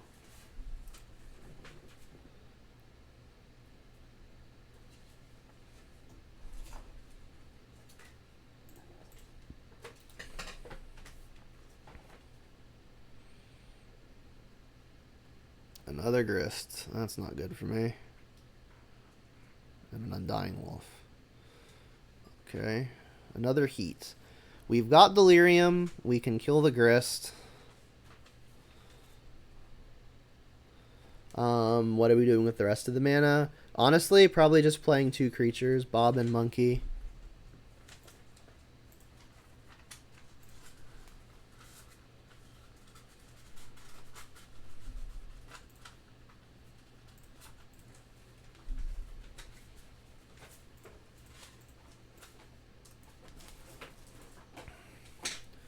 I think the opponent's average draw is going to be better than ours. Like Yawgmoth, Cord, Grist.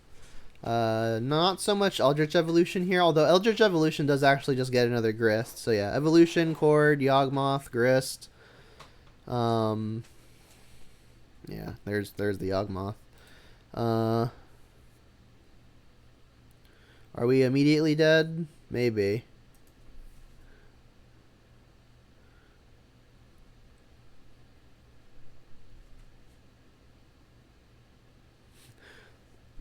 I'll block.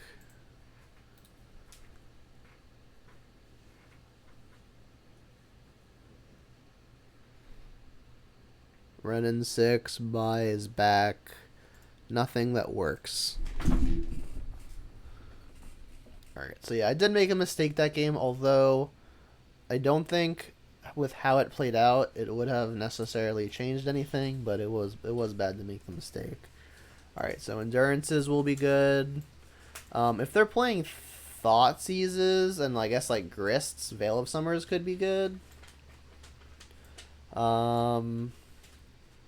Destroy everything that costs 1 or less, probably fine. We want the hearses for sure. So remember, bringing in endurance means we won't be companioning Jegantha. Is Chalice good? I mean, we can put it on 1, but I mean that hurts us a pretty good amount as well. So is Veil of Summer good enough? I mean, I think they're probably going to be playing Thoughtseize, so it's good against that. It's good if they cast a Grist. It's probably good enough. Also, like, if they Yawgmoth, we could Veil of Summer to make it so they can't target my things for a turn, but I mean, the turn immediately following, they could do it as well, so it's not phenomenal. Bob is on the play, I think, gonna be good. Kroxa does seem worse. Discard spells aren't phenomenal, especially when they're likely to be bringing in Veil of Summers of their own. Although they are a combo deck, so like some number of discard seems appropriate. Monkeys seem really, really bad versus them, but on the play, if we've got one on the play and then can kind of just use removal to leverage them, that could be strong. Kolaghan's commands don't seem particularly strong. We're going to have lots of expensive spells that we would rather cast. Then we need one more cut.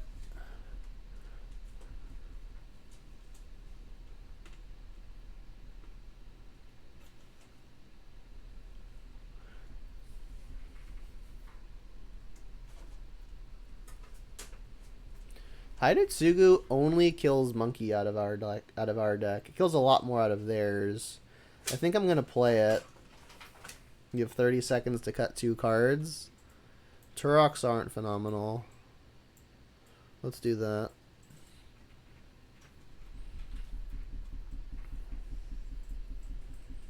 Yeah, and obviously I'm keeping the Thoughtseizes over the Inquisitions because Yawgmoth. Although Inquisition does take everything else. Yeah, I mean, this is what I was talking about. Turn 1 Monkey and then try to leverage removal. So I'll go Blood Crypt into Monkey. And then hope that their first play isn't Yawgmoth. If it is Yawgmoth, I'll go... I mean, I suppose I still have to attack and attempt to trade for it. Because, I mean, how else am I working through it other than using 2 removal spells, which are better used on higher impact creatures? The opponent did mulligan to 5, by the way. Which is good for us. Crap. Thoughtseize is a good one. Although I think I want to get Ren and 6 in play to start guaranteeing land drops.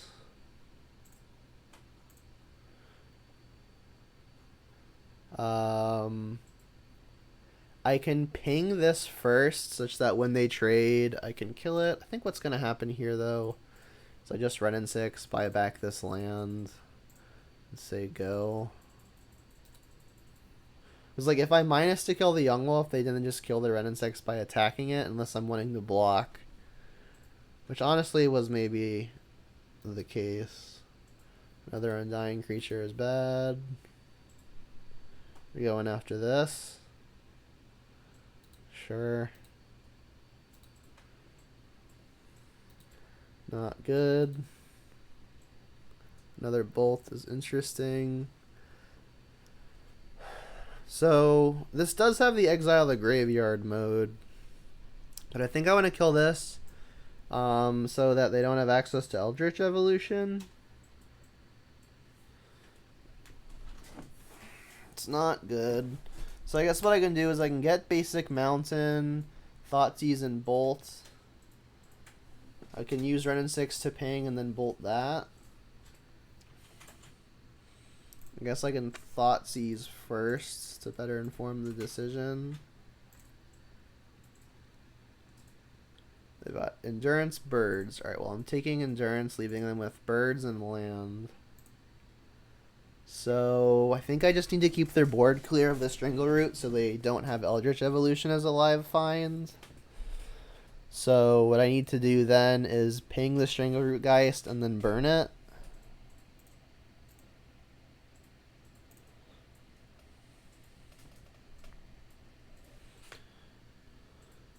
And then when they attack the Ren and 6 with the Yawgmoth, I will block.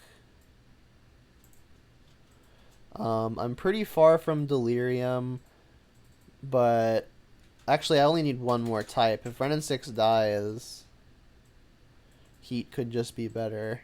Alright, so let's bolt that. Keep him off of Eldritch Evolution. Pass.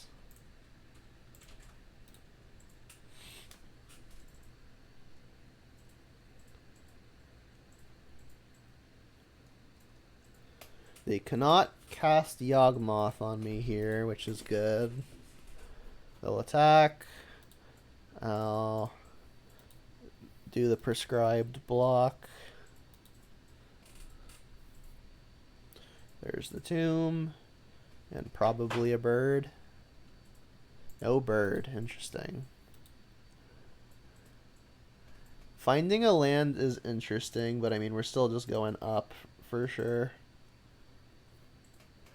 I think I want to, like, this Yawgmoth is going to die sooner or later. I think I should do it sooner, just because they'll have additional resources to cast a chord with. Adding the land gives back Delirium, which means that Heat is probably better than Bolt in the future, so I should just use the Bolt. And now, end of turn, I can get basic Swamp and then cast the Charm for its draw mode. Ahead as of now. They're just not playing this bird. Interesting. Alright, so yeah, I'll get basic Swamp, have black, green, red. Alright, so exile the top 3 cards until your next end step you may play them. Charm and lands. Not great. Not great. I guess what I do here is I can play them, right? So I can't like cycle them. Is that accurate? You may play them, yeah. So I can't cycle the cave and then start getting it with Ren and 6. So I guess what I'll do is exile another 3.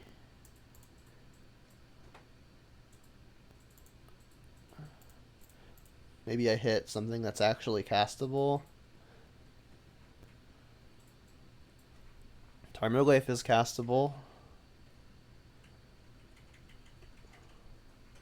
I don't actually have an untapped land, though. I could just cast the Thoughtseize. At a minimum, taking a bird, but then I don't have the creature. And I think the creature is more valuable. So unfortunately, I'm losing a lot of value here. But I think it's correct. So I can get this Goyf into play. Let's do Stomping Ground.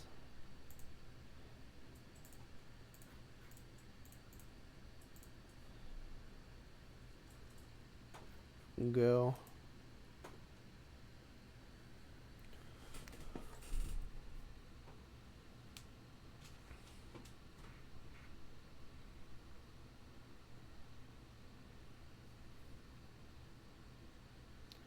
Yeah, lost a lot of value there, but I mean, obviously, I really need to get a clock in play, and that's what Goyf is. Hitting an untapped land would have been nice off of the 2 charms, so then I could at least get extra value from there. But I mean, with Ren and 6 in play, land drops are kind of not an issue.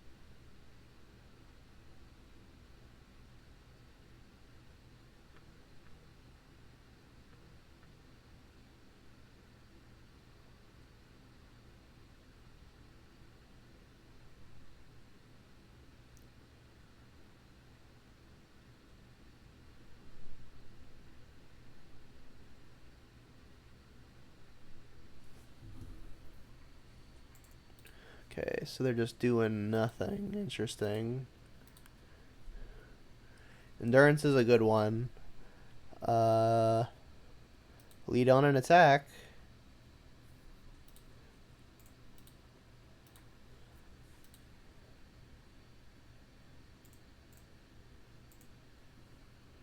So that removes Delirium, but we can always sacrifice a land on step. Like Chord for 0 to get a whatchamacallit in play. Is it worth heating this? I think so. Just keep him off of mana.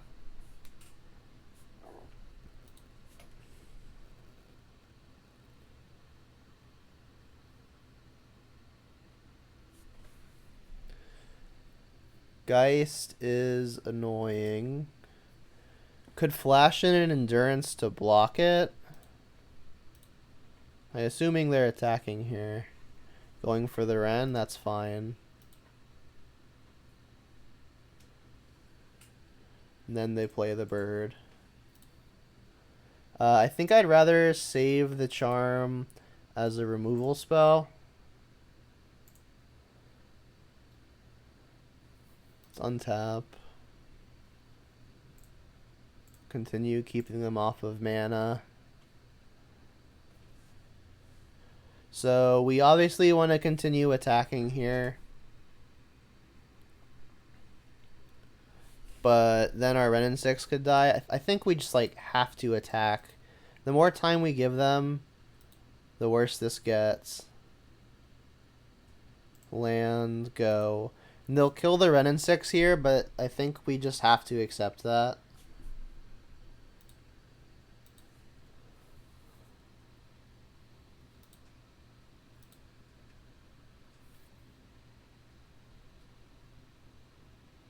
Grist. Again, that's gotta be fine. If they try to kill the Goyf here, yeah. So they're trying to kill the Goyf here. So what we can do is when they sacrifice the Strangleroot Geist, we can then flash in the Endurance, and then the Endurance can kill the Grist.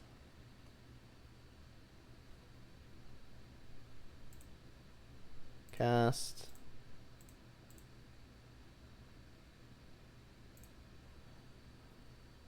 Then this will get rid of the Geist. I mean, this is still gonna die, yeah.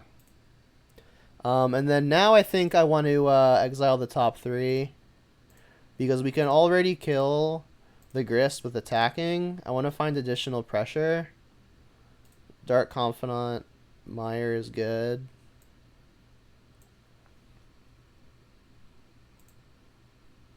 Bob.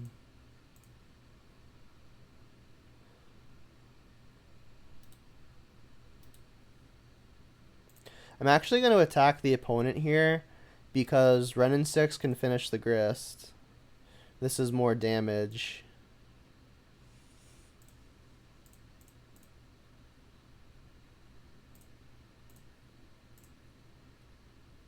And then Veil obviously doesn't do anything, unfortunately. Is it worth it putting it in the graveyard? I mean, it's free to do so, yeah. Does it actually matter in any way? No, it doesn't. Let's just keep mana available. Alright, so clearly we're ahead. But I mean, if they just go like land Yawgmoth, I don't actually have a good way to manage it right now. Cool.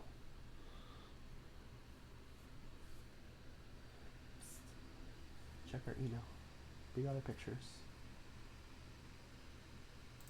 Alright, so still versus Yawgmoth. I don't think I want Inquisition more and on the draw than I do on the play. I don't really want any of these sideboard cards, honestly. I think I just resubmit. Hope to have a hand with like a hearse and or a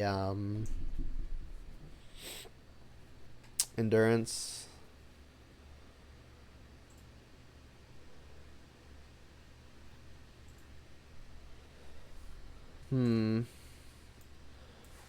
This hand is glass cannon-y. So we've got turn 1 monkey, but then we only have a removal spell on turn 2, so there's a lot that could go wrong. Like, if I play a mana dork on turn 1, we're kind of forced to try to kill that. If they have, like, Wall of Roots, that also makes monkey really bad. I think this is a close mulligan. Like, if we had a green source, I think it'd be a risky keep, because we still don't have the right means of interacting. But given we don't have a green source, it makes me want to keep it even less. Okay, here we go. Here we go. I am probably... Honestly, on the draw, Veil is a lot worse.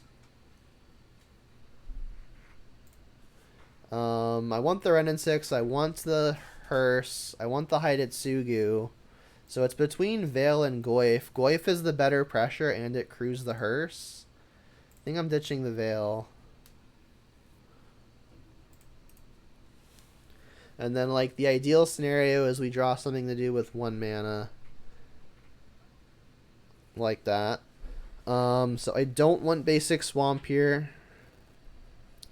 I think I'm probably getting Overgrown Tomb, because then if we draw Blackleaf Cliffs, it's the best that it can be. Yeah, so Overgrown Tomb, Thoughtseize. Killing the bird would have been preferred to discard spell, but I mean, we hit something to do with 1 mana, so I'm going to stop my complaining there. Then we've got Grist, Strangleroot, Yawgmoth.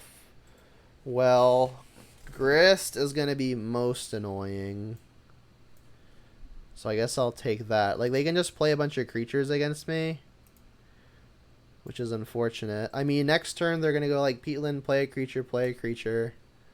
Right? Like, that's more than likely what's going to happen here. Alright, so they've dumped their entire hand. We get hit for 2. So what we can do here is I can play the Hearse, and then next turn, if I spike a land, we get to Hidetsugu, and then in response to Bird and Yawgmoth dying, in response to the Undying, we can then activate the Hearse to get rid of the Yawgmoth. But what does that do? I mean, it's obviously good, but that means we're taking another hit for 3, going to 10. I have to fetch shock here, going to 7. Then to fetch again, I'd have to go to 6 or 5 if I draw a shock land. Which then means I'm at 5 versus what? Bunch of stuff. I think I want to play the Tarmogoyf here. Alternatively, I could just play the Ren and 6 and plus it, and then next turn I can play the Hearse, ping the Strangleroot Geist, and then eat it, and then do something similar on the turn following. If I play Ren and 6 now and ping the bird, they just attack the Ren and 6 and it dies.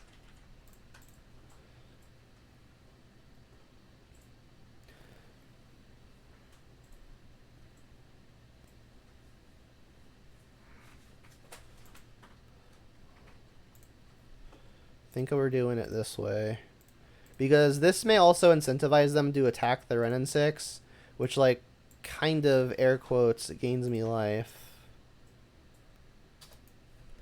So, like, the ideal situation here is they attack the Ren and 6 for 3. Next turn I get to play Hearse. And then when I ping a thing, which gets rid of my Ren and 6, assuming both get attacked, I at least get to keep the thing dead. Oh no, they found evolution. That's bad for me. Oi.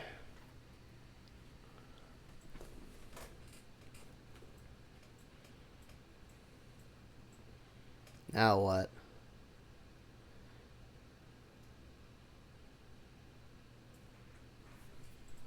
This is bad. I mean, the only way around this would have been to use the Ren and 6 to ping a bird, which isn't great. So I can still play Swamp. I can still What?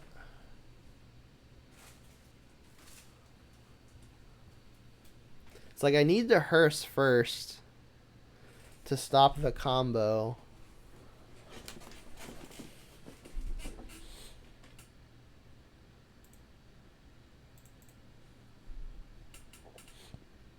I guess I get basic swamp so I can keep up Veil.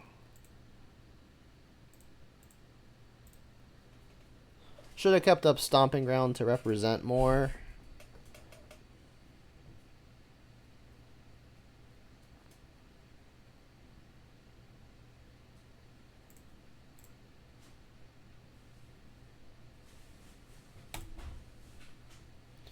And then while this is in the graveyard, I try to snipe it.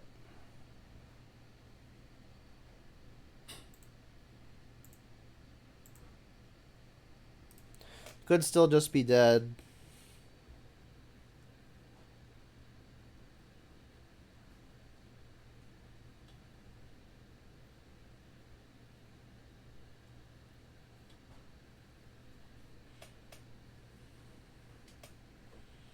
Yeah, this is why on turn 1 I prefer drawing something to kill the bird.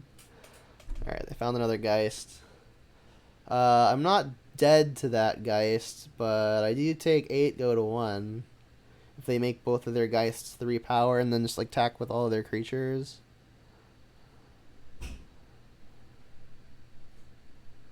I guess if they find another Geist, they can kill me.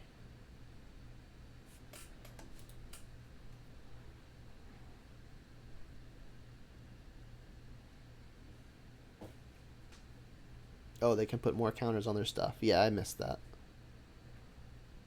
Alright, yeah, we're dead.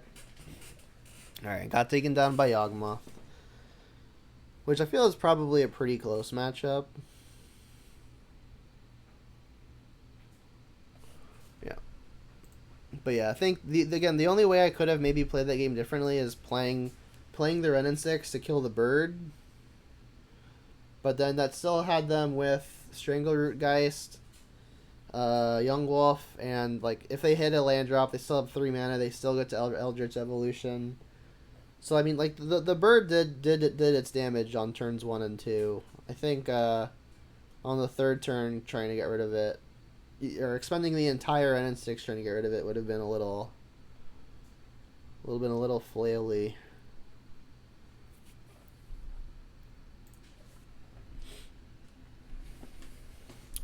There's still the dream for the 4/1.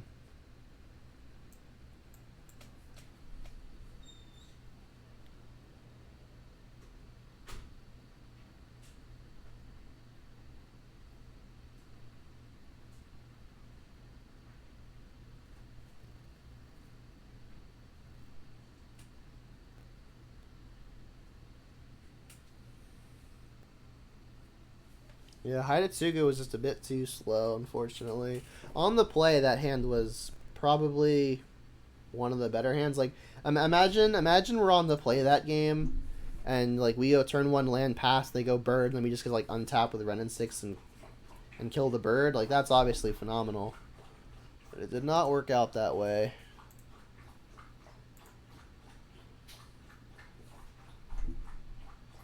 The opponent revealed Yorion. No 1-drop is unfortunate, but I mean, we probably are forced to keep. We get Triome on 1. So this is more likely than not 4-color Omnath or Elementals.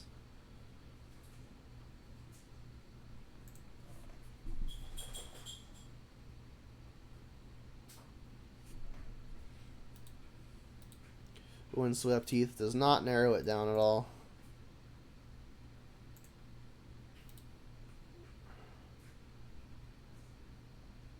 Honestly, I'm just going to take a land out of the deck. It's pretty marginal, but not nothing.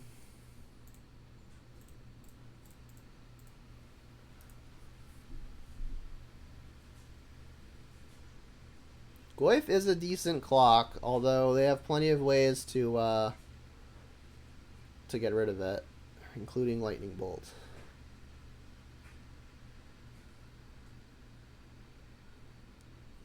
Alright, well they didn't have a Ren in 6, which is exciting. Another land is pretty horrid.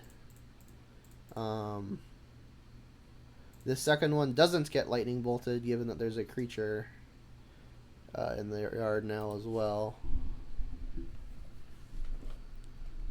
This can't get counterspelled because Sacred Foundry does not produce blue. Teferi Time Reveler would be quite problematic. They don't have it though, that's exciting.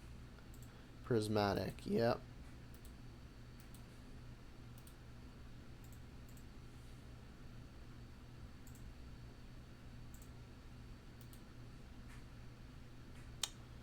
Bolt isn't phenomenal. What I could do here is just Riveteers Charm. I think that is what I want to do. If they cast Yawgmoth, I could Riveteers Charm to have them sacrifice it, and if they don't, then I can use it as the draw 3.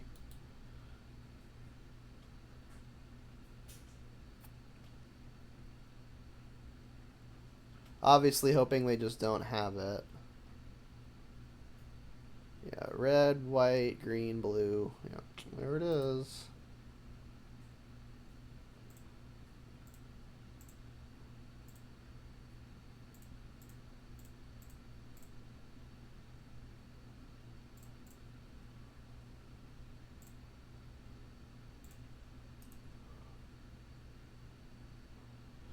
More lands, not good.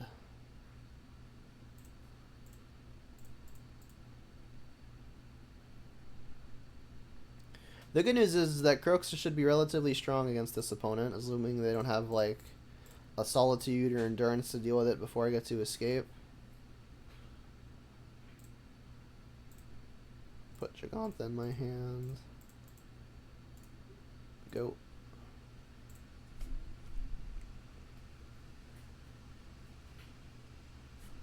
They didn't have another Yorion. Or another, Yawgmoth is what I mean. Alright, well, I will attempt to escape. We can also cast Tarmogoyf, which is nice.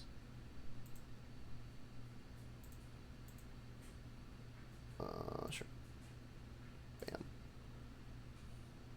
Could get counterspelled. Doesn't, though. Discarding the lands. Interesting.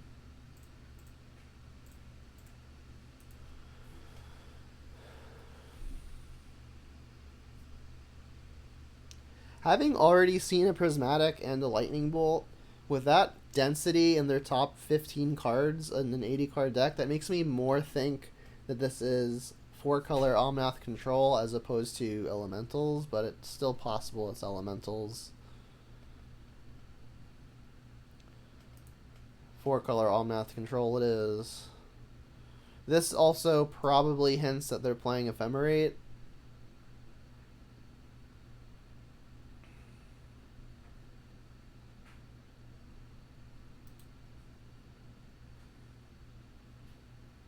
Wow. That was phenomenal.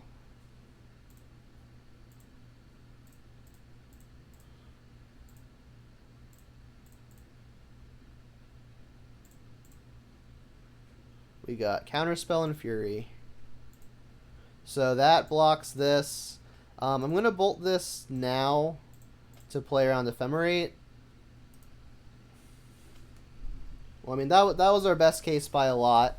I mean, the opponent still does have access to a Yorion, and things like Yawgmoth are still pretty bad for us. Alright, there goes Yorion to the hand. So if I play Jegantha and they play Yorion, they just get to kill it with Solitude, which is obviously not what I want happening. But I mean, I'm drawing horridly. Do I just play it anyway? I mean, I gain 5. It's going to get rid of something.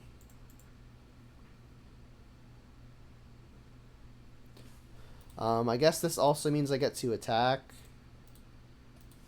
It does have pro white. Holy moly. Okay, well, they don't actually have the requisite snow. Although this does make Yorion better.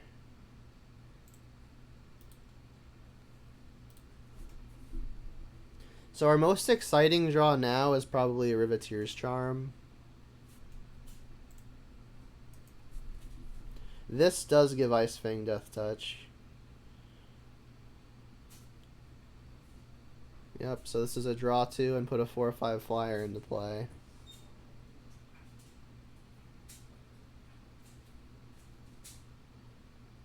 Alright, so we're going to gain 5 when they get rid of Jegantha. Come on, deck.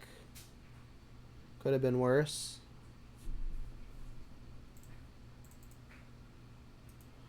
No attack because they would just block with Ice Fang.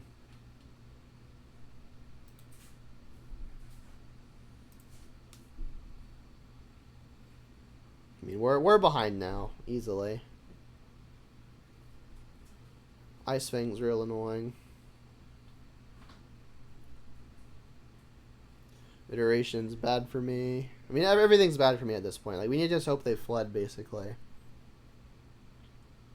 I mean, every card that isn't a land draws another card, right? Or just, is it 2 for 1? Teferi's bad for me. Can't bounce Turok, but that does mean I don't get to trigger Bob.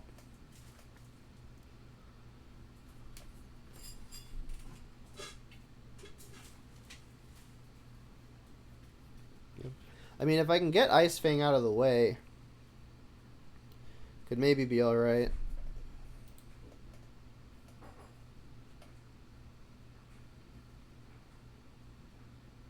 That isn't going to do it.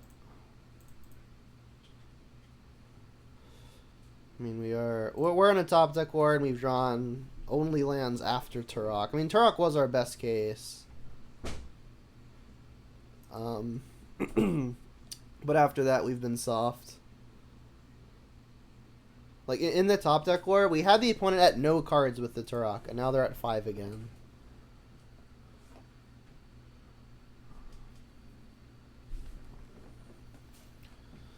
Alright, I'll scoop it. We're not beating the infinite life that gains in addition to the 5 other cards in their hand. Alright, well, the good news is this is the sideboard that we built this deck for. Alright, so, we get to play Turok now. We get to play Veil of Summer versus Counterspell and their other interaction. It's actually not good versus their other interaction, right? It's pretty much exclusively Counterspell. Boseiju isn't going to do enough, I don't think. Hidetsugu doesn't do enough. Endurance could be cute. They do play Eternal Witness. It could surprise monkeys. It could surprise all of their other elementals. This means we're not companioning Jegantha. But that's probably fine. Discard spells are pretty bad. Fatal Push is pretty bad. Lightning Bolt is pretty bad.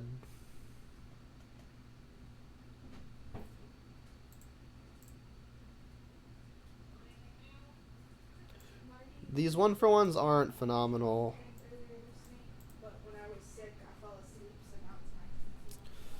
Probably cut a Goyf. Just because it's not a multi-for-1. It's just a really, really slow card. Yeah, I mean, Goyf is one of the better clocks, but it also is just so susceptible to getting outvalued. I think I'm going to run it like this.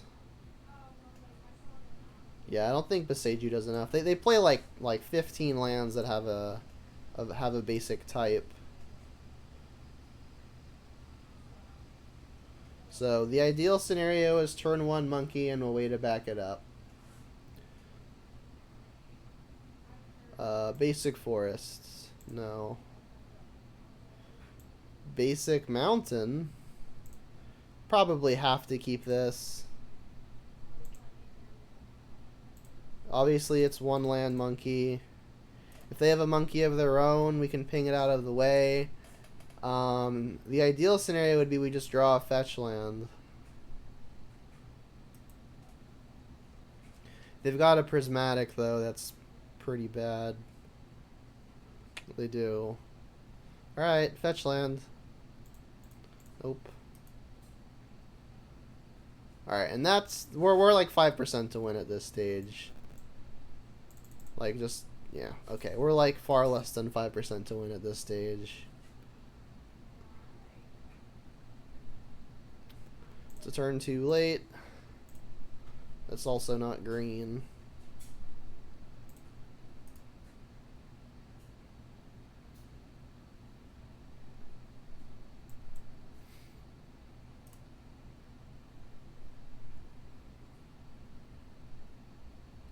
Green source. Nope.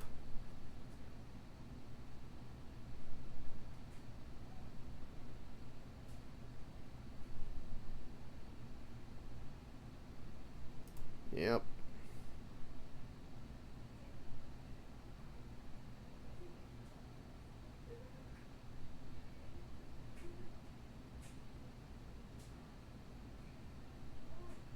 Green source. Honestly, let me just cast a spell I'm able to cast.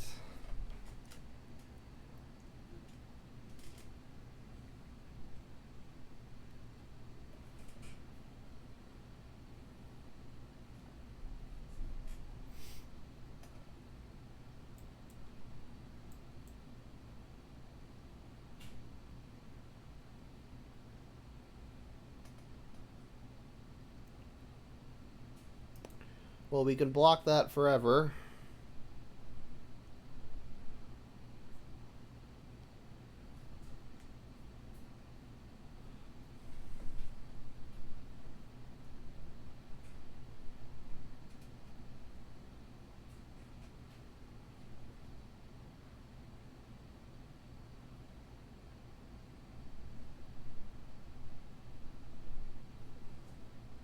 Green source.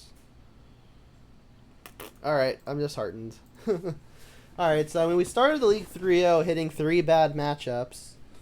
And then had very close games versus versus Yawgmoth, and then not very close games versus versus Yawgmoth. We got one treasure chest, so of course I'll open it.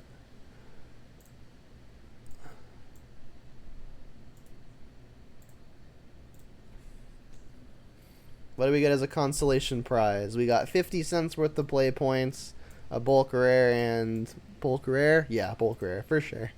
Alright, so I'll do some wrapping up thoughts. I honestly liked the main deck a good amount. I think the 4 Thoughtseize, 2 Inquisition split did well. I liked the split of 1 mana removal. We don't have lots of ways to certify Delirium, but it is on a good percentage of the time in the late game, making Heat better than Bolt in the late game, but obviously Bolt going to face. And more reliably doing that extra point of damage is nice, and it definitely came up. The threats all seemed good. The Turaks were excellent, the Wrens were excellent. The Bobs were even good as well. There wasn't a situation where they were bad, where there were 2 situations where they were good. Riveteers Tron looked really, really good, and it was also quite fun. Obviously, the Draw 3 mode is good. I saw the non-bow of... I cast Riveteers Tron end step and then hit a Veil of Summer, which wasn't really a good castable. So a bit of a non-bow to be conscious of there, but I don't know that it'll come up a significant amount of the time where it's bad. We didn't play against Cascade Piles, so we didn't bring in the Chalices. The Besejus came in multiple times and were good with the Ren and 6. Hearses were good. Hidetsugu would have been good a few times, but the one time we did see it, it was just too slow on the draw versus Yawgmoth. And then the Jegantha Companion did come up once versus the 4-color pile in the last round, and it ended up being fine. But obviously it got outgrinded. It is just a 5-mana 5/5, so I mean, if we can get the opponent at parity, having a 5/5 for free is obviously great. But if that happens less often than something like Seasoned Pyromancer or Liliana of the Veil would be good, then it's obviously not maybe worth it. There weren't any situations where I would have necessarily really wanted a Seasoned Pyromancer or a Liliana. Obviously, Riveteers Charm edicting, the biggest thing, does a lot of what Liliana is intended to do, even maybe sometimes better. Just because, like, if your opponent has, like, a Murktide that you want to get rid of and, like, a Monkey, for example, and the Monkey's already stonewalled, this can deal with the Murktide, whereas Liliana would probably just deal with the Monkey and you still have to face the Murktide. So in terms of edicting the best thing, Riveteers Charm still might just be better than Liliana. So I haven't really found myself missing the Lilianas. And then the draw 3 mode is obviously a really powerful effect. On the other hand, there were definitely some situations where I would have liked drawing Seasoned Pyromancer in the, I think, like 2 games where I ended up getting absolutely flooded. But in all honesty, like, when you're up getting absolutely flooded, just about any good spell would also be acceptable. So I don't think I missed Seasoned Pyromancer, but I wouldn't have minded having it. That said, I still think that these threats just did what they were intended to do. They were all good in multiple spots. And Seasoned Pyromancer is a card that I've had a love-hate relationship with in the past, although mostly hate, I must say. Like, it is a good card in, I think, the current format, where you're really, where that's really kind of mid-range oriented, and you're really just trying to outvalue the 4-color and Murktide piles. And, like, it's less good in the formats where, like, they're trying to combo you or get under you or over you. But in a format where it's majority people trying to get over you, things like Murktide, and Yawgmoth, well, Yawgmoth too, but also Omnath. I tend to like Seasoned Pyromancer a little bit more when things like to slow down. We are kind of slow at the moment, which is a consideration to maybe like Seasoned Pyromancer. But again, I don't really miss Liliana at the moment. So if it's between putting Seasoned Pyromancer in the deck and companioning Jegantha, I think Jegantha may be the way to go. But could definitely be wrong. Haven't had a lot of experience with this specific configuration and other configurations yet. But all in all, I think it was a pretty successful league, and I am satisfied with the result. So thanks for watching on the YouTube channel, and if you haven't already, remember to like and subscribe. They're both great free ways to support my content. And until next time, have a good one, and Jund them out.